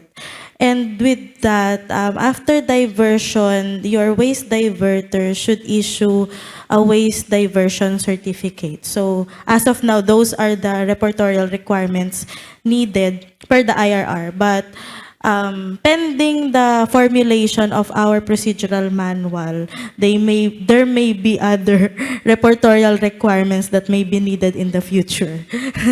So, relax. We'll find Just out. wait and see. We'll find out soon. We'll find out Yeah. because we are targeting to issue the procedural manual, the auditing standards, and the accreditation of EPR auditors by September this year. Before we kick off the auditing by January 2024. So there may be some more reportorial requirements. But as per the IRR, it's the EPR compliance audit report. And once the diversion is done, the waste diverter should issue a waste diversion certificate. Thank you. Audited, of course. Oh. Audited. The whole process from the collection, of course, up to the diversion should be audited by an independent third-party auditor, which should be at least a CPA, Certified Public Accountant. That is in the IRR. Wow. Thank you so much, Attorney Ivy, for, a very detailed response to the question. We have 2 questions from Calapan City, one of our partners in Nahochi project. I remember one is a teacher, I think, Mr. Marius Panahon. Hi, sir. Kamusta po? His question is, how does marine litter and oil spills affect waste management strategies? And what are the interactions between the 2 types of pollution in terms of their impact on the marine environment? And before we answer that question, there's a comment also from Calapan. Sir Oscar, kamusta po? Mine is a comment and requesting permission to present the slides in public places like seaport terminals in our place in Calapan City. So yes, there's this news of the oil spill affecting the Verde Island Passage, wherein Calapan is also part of, it's called the Center of Marine Biodiversity. And it's based on academic research. We really are the center of the Coral Triangle. So any member from the panel who could address this interaction of 2 types of pollution, marine litter and oil spills? Hello. So I can probably transfer also to some other expert probably from, but yes, marine litter is the solid component. The definition is it's a persistent manufactured process. So we're talking about non-degradable waste. It's part of marine pollution, just like oil spill. So oil spill is part of the one that pollutes all. So it's a general term. The interaction, yeah, both actually pollute the marine environment. Recently, I've been talking to also the city government of Calapan, and I know how busy they are with the last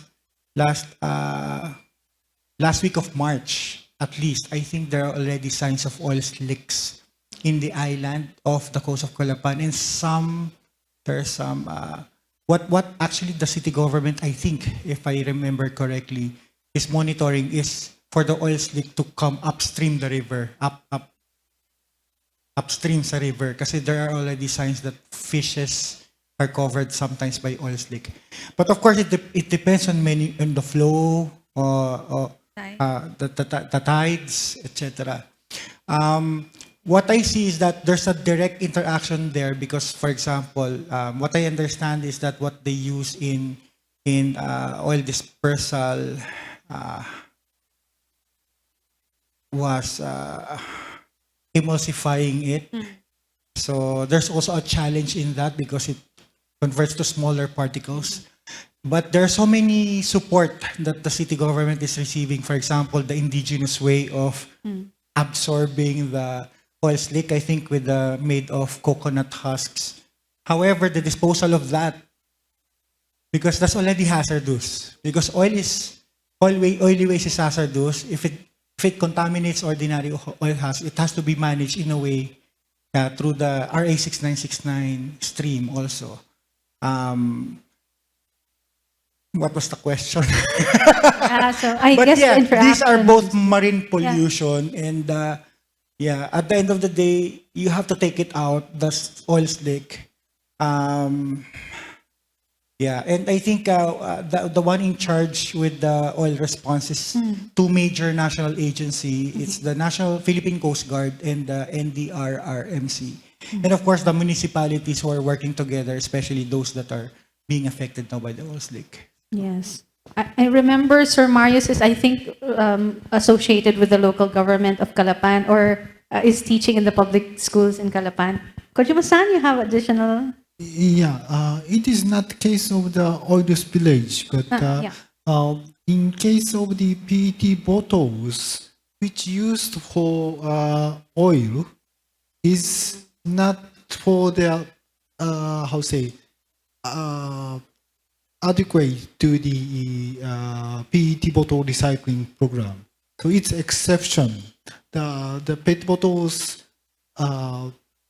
used for the oils or sauce with chili. So such kind of items might be excluded from the PET bottle recycling program. It's used for other kind of package and container recycling program. So it's a little bit different kind of the treatment. I see. So if the PET bottle has oil, it cannot be easily recycled. Yes, bottle to bottle. Yeah, yes, that's the Japanese kind of the program. Sir Chris has a comment. Well, I guess we have more of the modern technology that we have here because we do realize that many of our cooking oil packaging is in PET formats. Okay, and our favorite adobo, which is soy sauce and vinegar, they are also all in PET packaging. The technology of PET value, let me speak for them, has the capacity to decontaminate and make it bottle to bottle on that level. It's a very sophisticated and very modern technology. It really depends on technology. You know, what technology you have installed. So our focus is looking at technology and what we have done through Coca-Cola as part of their World Without Waste vision is developing now a technology ready for the future, understanding what is out there. So that their technology would be able to decontaminate even oil-containing materials. Now, I want to go back to the discussion of Calapan on marine litter and oil spill. These are two separate, distinct sources of pollution. I would say that on the marine litter side, it is something that we can and should control. We already have a national plan of action on marine litter. Local government units should translate this and develop their own city or municipal plan of action and talk to Voltaire because they have already piloted some CIPOA ML at the local government unit. If all LGUs are able to develop their plan of action to prevent leakage to the environment through proper waste management, then we might be able to address what we can control, which is marine litter. Okay? And marine litter is not just plastic. There's a lot more components on marine litter. Then the oil spill is something that many of us will have to prepare for. Okay? Again, it's part of the planning process. And I would strongly encourage local government units in the coastlines to plan for this if ever this happens to them. Thank you, Sir Chris. Let me also slightly address the question from a microbiologist point of view. We do have microplastics that have a tendency to attract more heavy metals and other pollutants. So it's still under study, but in itself, microplastics might not necessarily be harmful, but because by its properties, it attracts other harmful chemicals in the body. It can also bioaccumulate in your system. So that's also probably a dimension that we have to have more research in the sciences as well as in the local governments. Yeah. So I think that's all the questions that we have from our webinar. At this point, I think I'd like to introduce the knowledge product that ERIA RKC-MPD produced. We have a video showing the culmination or the summation of 5 countries worth of panel discussions, this Philippines being the 6th one. Perhaps we could pull that up, our RKC-MPD video, which follows after this. The question for the panel discussion is, yes, please click it. What are the crucial points of collaboration between the government, consumers, and the private sector to address plastic pollution and prevent it from leaking to the marine environment? And we have this short video that follows. So this was produced by the RKC-MPD team.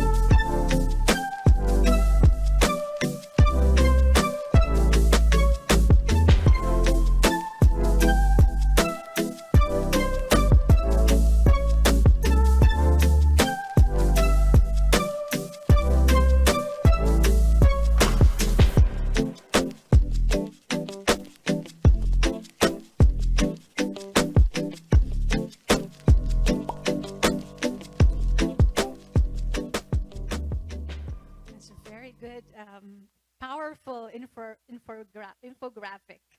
So yes, collaboration is key between consumers, government, and the private sector. I'd like to invite any member of our panel to respond to any of the points that were raised in that short video. Anything that resonates with you, with your company or with your organization that would like to comment on. The floor is open. Sir Chris, yes. I would say that everything resonates, no? But maybe if I were to comment, it's more on not just empowering but integrating the informal system. Because as we move forward on EPR, on the need to have all of this accounted for through third party, what is important is for them to be inclusive, for this to be inclusive, and for them to be a part of the whole system. Again, readiness is key, and that is where the focus should be on capacity building to enable them to reach their highest potential. Maybe not necessarily pushing them to be formalized, but giving them enough powers to participate and develop them more as entrepreneurs rather than part of a formal system that they would never want to be a part of. So that's what maybe those are the inputs that I would give on that. Again, collaboration is key. No single entity would do it alone. Local government units who are out there, you play a very important role. Okay, and that role has been given to you as a mandate of RA 9003. And all these private sector initiatives will be developed to complement, okay, so that we can all achieve our common goals of zero waste to nature. Yes, Mizuno-san. Thank you very much, Commissioner Lau. I think the nuance that you just described is quite important, and it's well noted. I would like to really invite our discussion to talk about, like the lesson learned from other countries. You know, as Commissioner Lau, he said, like all of them resonate, but maybe some of them I already heard from the four presenters. About consumers understanding is important for the segregation of trash. You have to know your trash to be able to separate the trash. We heard this. The infrastructure of waste management is lacking. Maybe infrastructure for recycling is important and need to be upscaled. And policymakers needs to work alongside the private sectors. I think some of those things were already addressed by the speakers, but I would like to invite Father Mo to discuss. Yes, thank you. Let me quickly add, before I turn it over to Siege. What I did not see there, perhaps, education is key. If you want behavior change, sorry, I captured what you were thinking. Now, the problem with us is that we already think alike. Okay, I'll skip that. I will let Siege expound on that. But I think one very important element that was presented is sound policies. And I would add science-based policies. Yeah. Okay. You don't just ban without alternatives. Yeah. Okay, it's easy to say let's ban plastics altogether. But what are the alternatives that are available to us now that is acceptable and affordable to our consumers? If you can give us a magic material, industry will definitely shift tomorrow as long as that material is available. Do we shift everything to food-based packaging? Do we shift everything to paper-based packaging? You have to understand the environmental impacts of all these materials and how it affects the waste stream. Let's take plastics out of food, fine. But then are you not going to have a bigger amount of food waste that you will need to manage in a country that could not even manage the 52% of food waste being generated right now? Right? Now, do you look into shifting cassava production to plastics and get your chicken prices to be higher because cassava is a premium ingredient in chicken feeds? So these are the things that we need to really look into, and we have to put more science and more logic and ensure that alternatives are present before we ban it.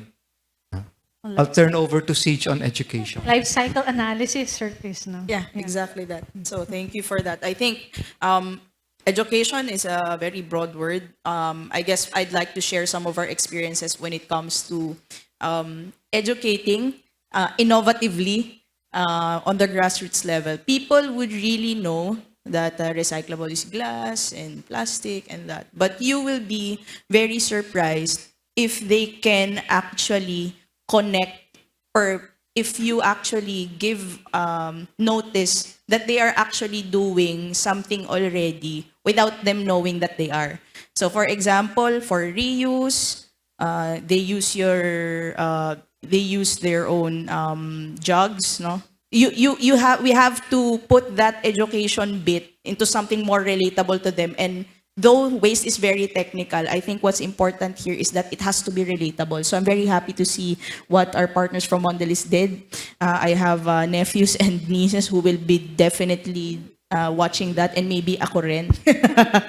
Yeah. But on that bit of education, it does not stop on the grassroots level, because definitely if we put weight on the education on the grassroots level, they will be asking for the responsibility. If they do this, what will happen next? So on our case, being your waste collectors for the longest time, we are always tackled with the question, why are we going to segregate if we will collect it still mixed? So on that note, we are also looking on the other end, or on the other side of the waste value chain.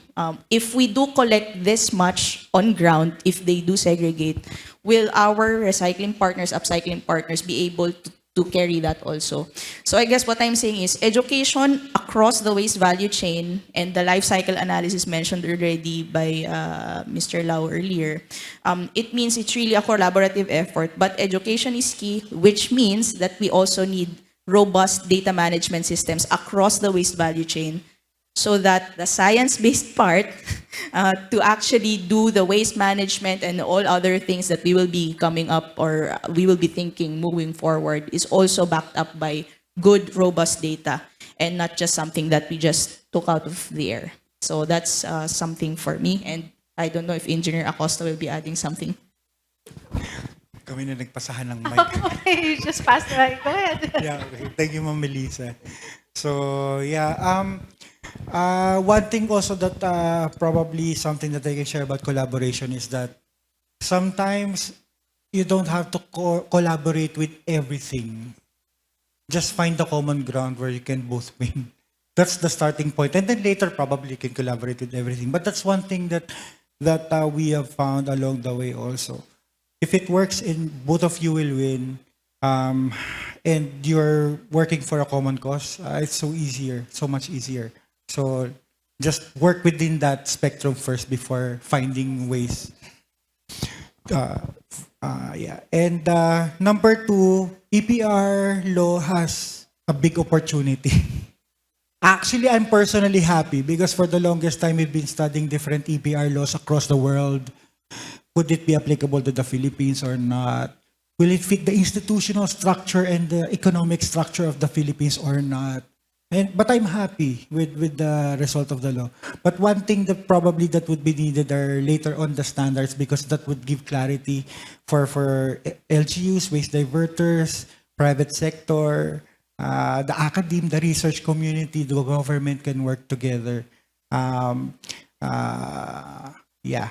So, and the other part is, actually Mr. Lau already mentioned this about the informal waste sector. Let us remember that any policy that aims to formalize something will definitely affect the non-formal sector. For sure. It's not a question anymore if it will or will not. Because you're trying to formalize a structure. And then people were saying that, okay, the informal waste sector can just find ways where they can, thrive and earn their daily living and stuff. But technically, they're good. Our waste pickers are good. They could be good stock market investors. They know where the prices peak. Do you know that? It will peak on March, so we'll store them temporarily. I said, why? We noticed that. See, they're really good, but it's just that sometimes they cannot be part of the system. And we cannot force them. Again, what Mr. La was saying, usually when there are proposals to make them make them, to formalize them. No, the term is make them part of the formal sector if they can participate in that sector, if they want to. We already tried many schemes where we forced to have them because they will be displaced. We forced to have them, for example, being employed. But they're not, some of them are not fit for an 8 to 5 job. They can earn more actually. 3 hours of waste picking, in the afternoon they can do carpentry, they earn more. Sometimes they get lucky and then they get some ring and an envelope of money. They can do that. So we have to identify their driving force. As the important thing is they should have alternatives. They can form their own organization. It's not easy, Melissa knows. It's not easy. They have to have a legal identity. They should have this, they should be Documents, yeah. the documentation, 5 basic auditing and 5 basic accounting. Yeah. They have to know it's a harder way. And then I saw this model that aims to, for example, centralize a collection point. You know, it's so much easier to just work with them. Because they're covering like 3 LGUs and then I just have to deal with them.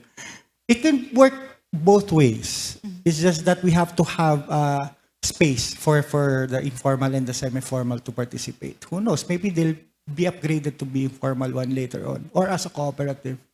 Thanks. Kojima-san? Yes, Kojima-san? Or You yeah, for being yes, a gentleman. Yes. Yeah, I would just like to add to what has been said about the education. I think to strengthen the education as well, there should be effective communication. I'll try to make this simple. I'm a grade 6 student. My teacher will say, okay, you segregate your waste into recyclable, nabubulok or biodegradable, and special waste. You have 3 bins there in school. You go to your house and your mother will say, oh, you segregate nabubulok, biodegradable, hindi nabubulok. I mean, if I'm probably, for example, I'm grade 3, I will be very confused because at school I have 3 bins. At home I have 2 bins. When I go to the community, to barangay, I have 5. Which ones will I follow, right? So there should be, education should have effective communication as well.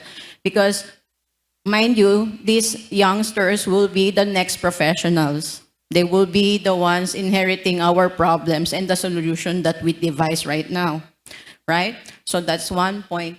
The second is, Mr. Lau mentioned that, okay, we want your PET bottles, but as much as possible, it has to be segregated. Okay.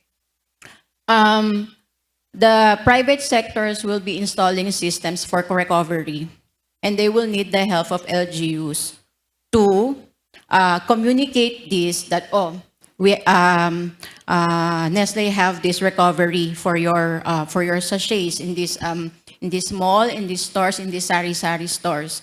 Now, the mothers and the schools, if it is not communicated well with them, how are they going to collaborate effectively? No? How will they be able to help the private sectors to make efficient the systems they have installed?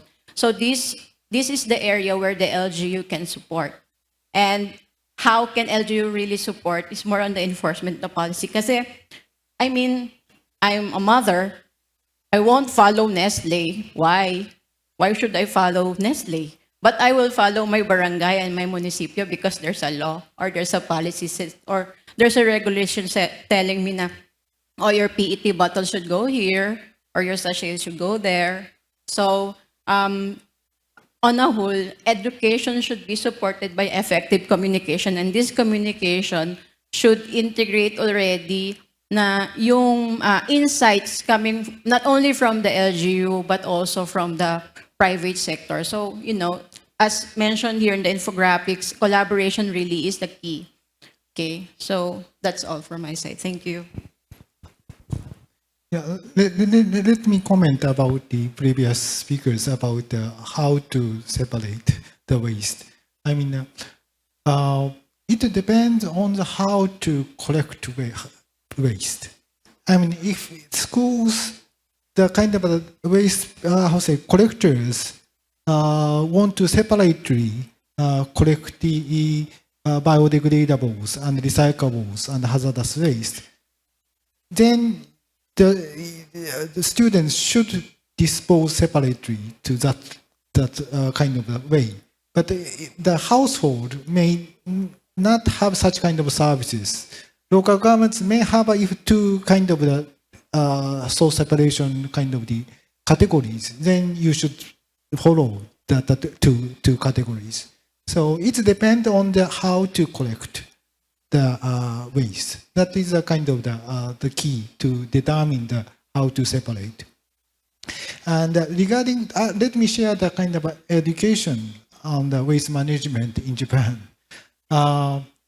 In the guidelines of the education in elementary school, in the fourth grade, they mentioned that school should organize a kind of a social visit program, especially on public infrastructure, including waste management facilities, including waste to energy plant or a sewage plant. So they recommend to the fourth grades to visit such kind of facilities to understand the importance of the social facilities. So, and my daughters made a presentation to the kind of a parents visit day to the parents, and she visited the waste to energy plant near the schools. With it's a kind of a social visit program organized by schools, and they presented how important, how to dispose the waste separately, and why that is important. So children, fourth grade of the elementary school students made a presentation to the parents. So we had such kind of the program in Japan. So I hope you can organize such kind of the the program. And I think voice of the children is very strong. So yeah, please have such kind of program. So that is my kind of a comment from Japanese experience. Thank you, Kojima-san. Yes, Commissioner Lau. Now, just to add, the tools are already available to us. You have seen that nice animation from Mondelez that would attract a certain market segment, me included, and us included. Now, again, that's part of effective communication. Now, I think the industry has participated beyond that. Nestle, they're too humble to claim this, but they have developed modules from grade 1 to grade 10. And they have developed modules also for the barangay, for the teens, for the parents. So these modules are already available and accessible online. TESDA also has modules that are available for offices. And Coca-Cola also developed a module, okay, also for barangay levels. So the tools are already there. And these tools have actually been adopted by the National Solid Waste Management Commission. So I think the challenge to us is to propagate this, to get these two messages to where it needs to go. As EPR comes along, there would be more drop-off centers to allow us to meet the 80% nice target set to us by government. Look, 80% in 5 years. It's a very ambitious target. We're going to exceed Japan, on recovery recycling rates. At 80%. We will be the #1 globally on EPR mandates. Good luck to us. But we are committed to but this is going to happen only if everybody participates. There would be more of drop-off centers. There would be more of BEST going around and collecting it. The softwares will be available. All we need to do is to harmonize all of this. We don't need to replicate. and we can also do it on remote islands if we need to. So I think if all hands are on deck, I'm sure that we will be able to meet the ambitious targets of EPR. Well, we had no choice. Otherwise, her penalties are so stiff. It's going to be painful for us. Thank you very much. And we'd like to emphasize that the Philippine private sector has been doing a lot already, even before the EPR law has been enacted. And that's why ERIA would want to have that kind of activity reflected in their website. So on your desks is the private sector platform. We have a brochure, and our online participants will also be able to get a copy in their handouts, their digital handouts. At this part of the program, we'd like to segue from the panel discussion to introduce a presentation from Ms. Ellen, the research associate of ERIA. Yes, Ms. Ellen Putri-Edita will share more about the private sector platform of ERIA. The panelists, this is just a very quick presentation, so you can just stay for a few minutes on stage, because we will also have a photo afterwards. So, Ellen?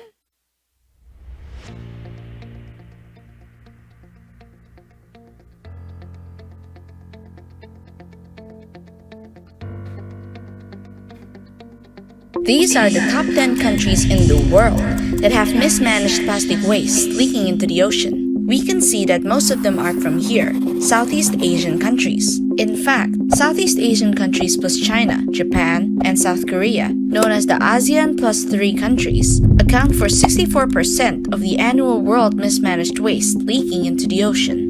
The good news is, many countries in this region have either developed a national framework to manage plastic waste and combat marine plastics, or are preparing one. ASEAN as a group has also started an initiative by launching the ASEAN Regional Action Plan for Combating Marine Debris in the ASEAN member states. Meanwhile, in the ASEAN plus 3 countries, a growing number of environmentally conscious companies are trying to reduce plastic waste, which often end up in the ocean. For example, instead of offering a new plastic product every time a container is empty, a person can bring the empty bottle and refill the content at a refill shop, which will significantly reduce the amount of plastic used in the process. Not only that, companies with new and innovative technologies have also come up with products with less impacts on the ecosystem once accidentally discarded in the environment. Some companies are also proposing to improve the unsustainable way with which sometimes plastic waste has been dealt by offering an enhanced segregation, collection, and management of plastic waste. Currently, many recyclable plastics are discarded with other non-recyclable trash, but with a better consciousness of the citizens and with the help of plastic recycling companies, such plastics can have a second life. With the support of the private sector, it is possible to create a society where the consumption and production of plastics are sustainable and the circularity of plastics is ensured. To acknowledge these private initiatives and inspire others to do the same, the Regional Knowledge Center for Marine Plastic Debris, RKC-MPD of ERIA, has created the private sector platform to showcase company products, services, or technologies that help reduce plastic waste. If your companies have similar initiatives, share your stories on our platform now. Go to rkcmpd-area.org/the-private sector platform and be part of the business communities that contribute to the reduction of plastic waste and marine plastic debris in this region. Together, we can make a difference.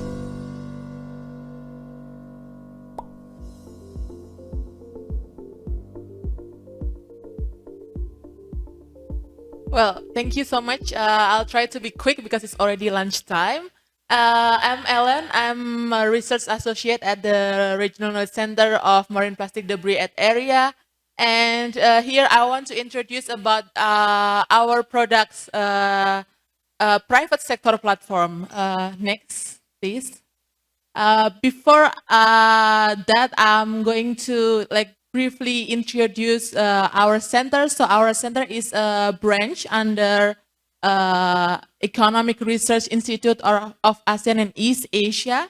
And we are established back in 2019 and to support ASEAN plus 3 member states to combat marine plastics.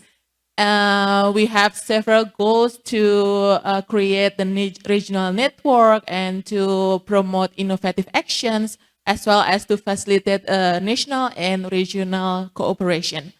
So far, we have been working with a lot of stakeholders, such as the academia, the NGO, the governments, and the private sectors. Yes, this is the private sector platform that we are talking about. It was located on our website. If you go to our website, you can directly find our platform. It's in a specific section of private sector platform. So what is the private sector platform? So this is the platform that we want to highlight the initiatives, the efforts from the companies working to reduce the plastic waste and eventually the marine plastics. And what we want to highlight here is the efforts that is the part of the businesses from the companies. So it's not only the CSR activities. We want to highlight the business itself. Next. Why you should join this platform? Because there are several reasons. First one, it is free. You don't need to pay anything to join the platform, and it doesn't take much time. If you can concentrate, and it will take only approximately 20 minutes to finish the online form, and it can help you to showcase your products through our online and offline activities like this. And it will help you to connect with your potential collaborators in the future.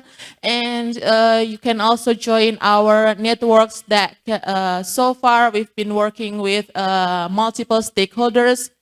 And last but not least, please consider this as the part of the collective efforts from your companies to combat the marine plastic or the plastic pollution. Yes, this is the current progress of the platform itself. So far, we have 75 stories showcased on our platform. They were coming from different countries, as you can observe in the slide. They came from Japan, Malaysia, Thailand, Indonesia, Vietnam, and yes, and there are international companies were operating in ASEAN Plus 3, so we include them on our platform. But as you can see here,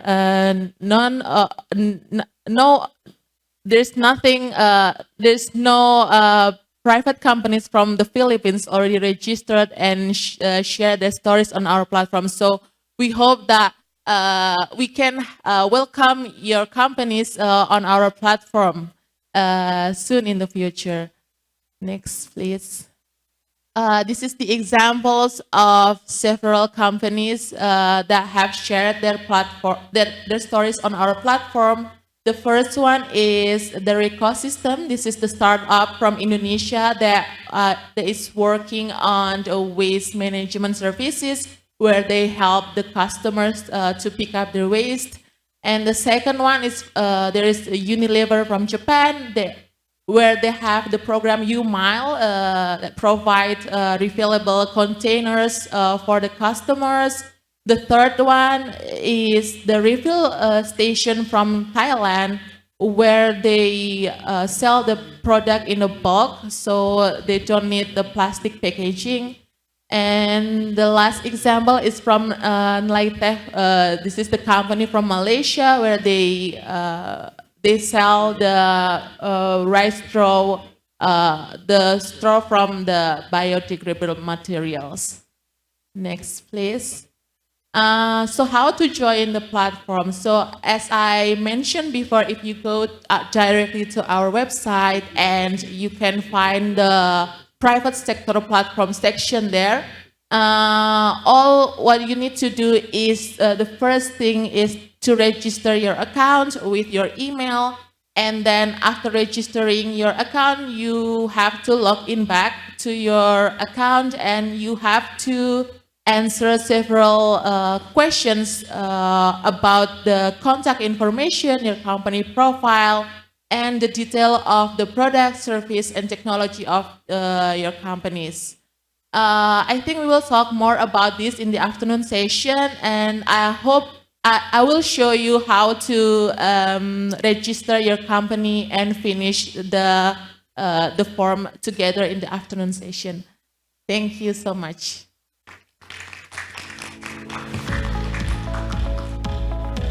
Terima kasih, Ellen. Thank you very much for that presentation. And we invite all our webinar guests, if you're a private company that is doing reduce, reuse, recycle, or any of the waste diversion methods, please do sign up to the RKC-MPD platform. And with that, we'd like to close the program. Thank you for joining us for 2.5, almost 3 hours. We'll have words from Kojima-san and Commissioner Lau. Yes.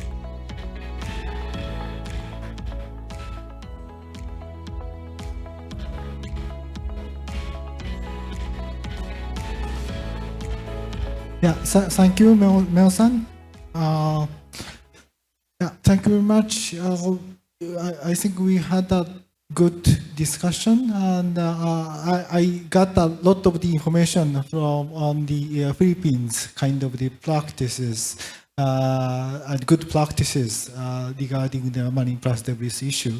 And I also feel you have some kind of challenges also, and a similar kind of challenge might be observed in other ASEAN region also. And I hope, yeah, we how say some. I think in the webinar, some other countries participants also learn from your kind of effort. So thank you very much for your kind of the contribution input to the audience.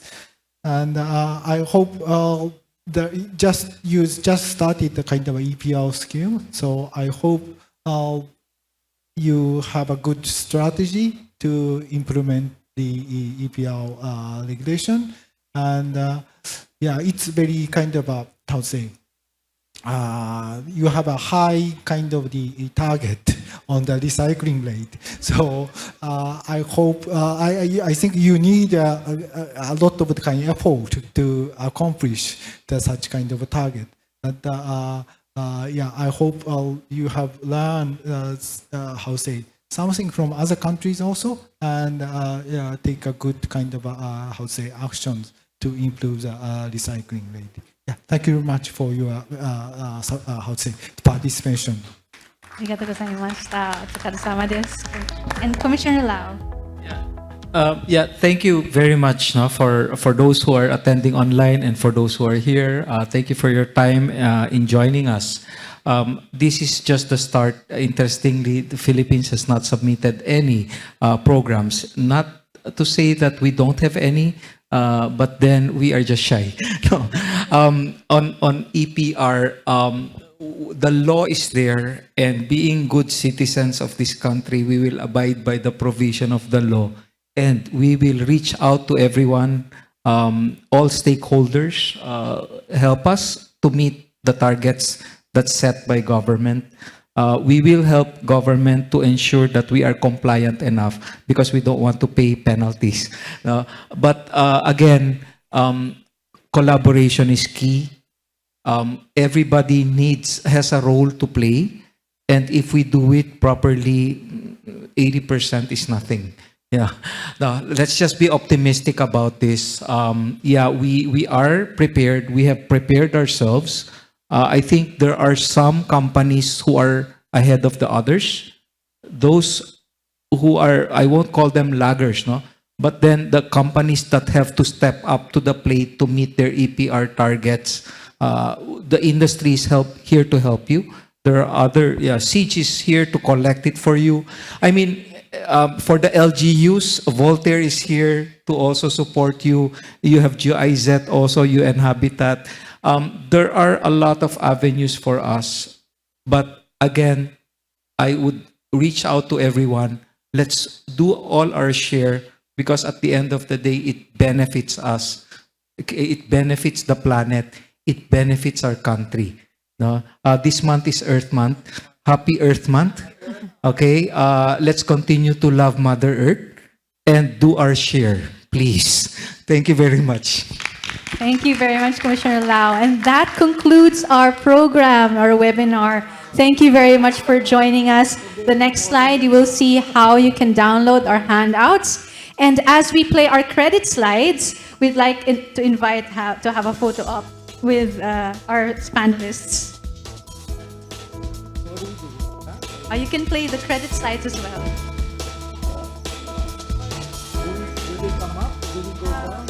Maybe the panelists, sir, muna. Just photo.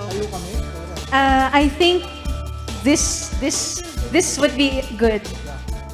Maraming salamat po. Arigatou gozaimashita. Otsukare-sama desu. Terima kasih. Salamat po. And then also our participants. We'll invite them on stage to have a photo op. Everybody on the team, please.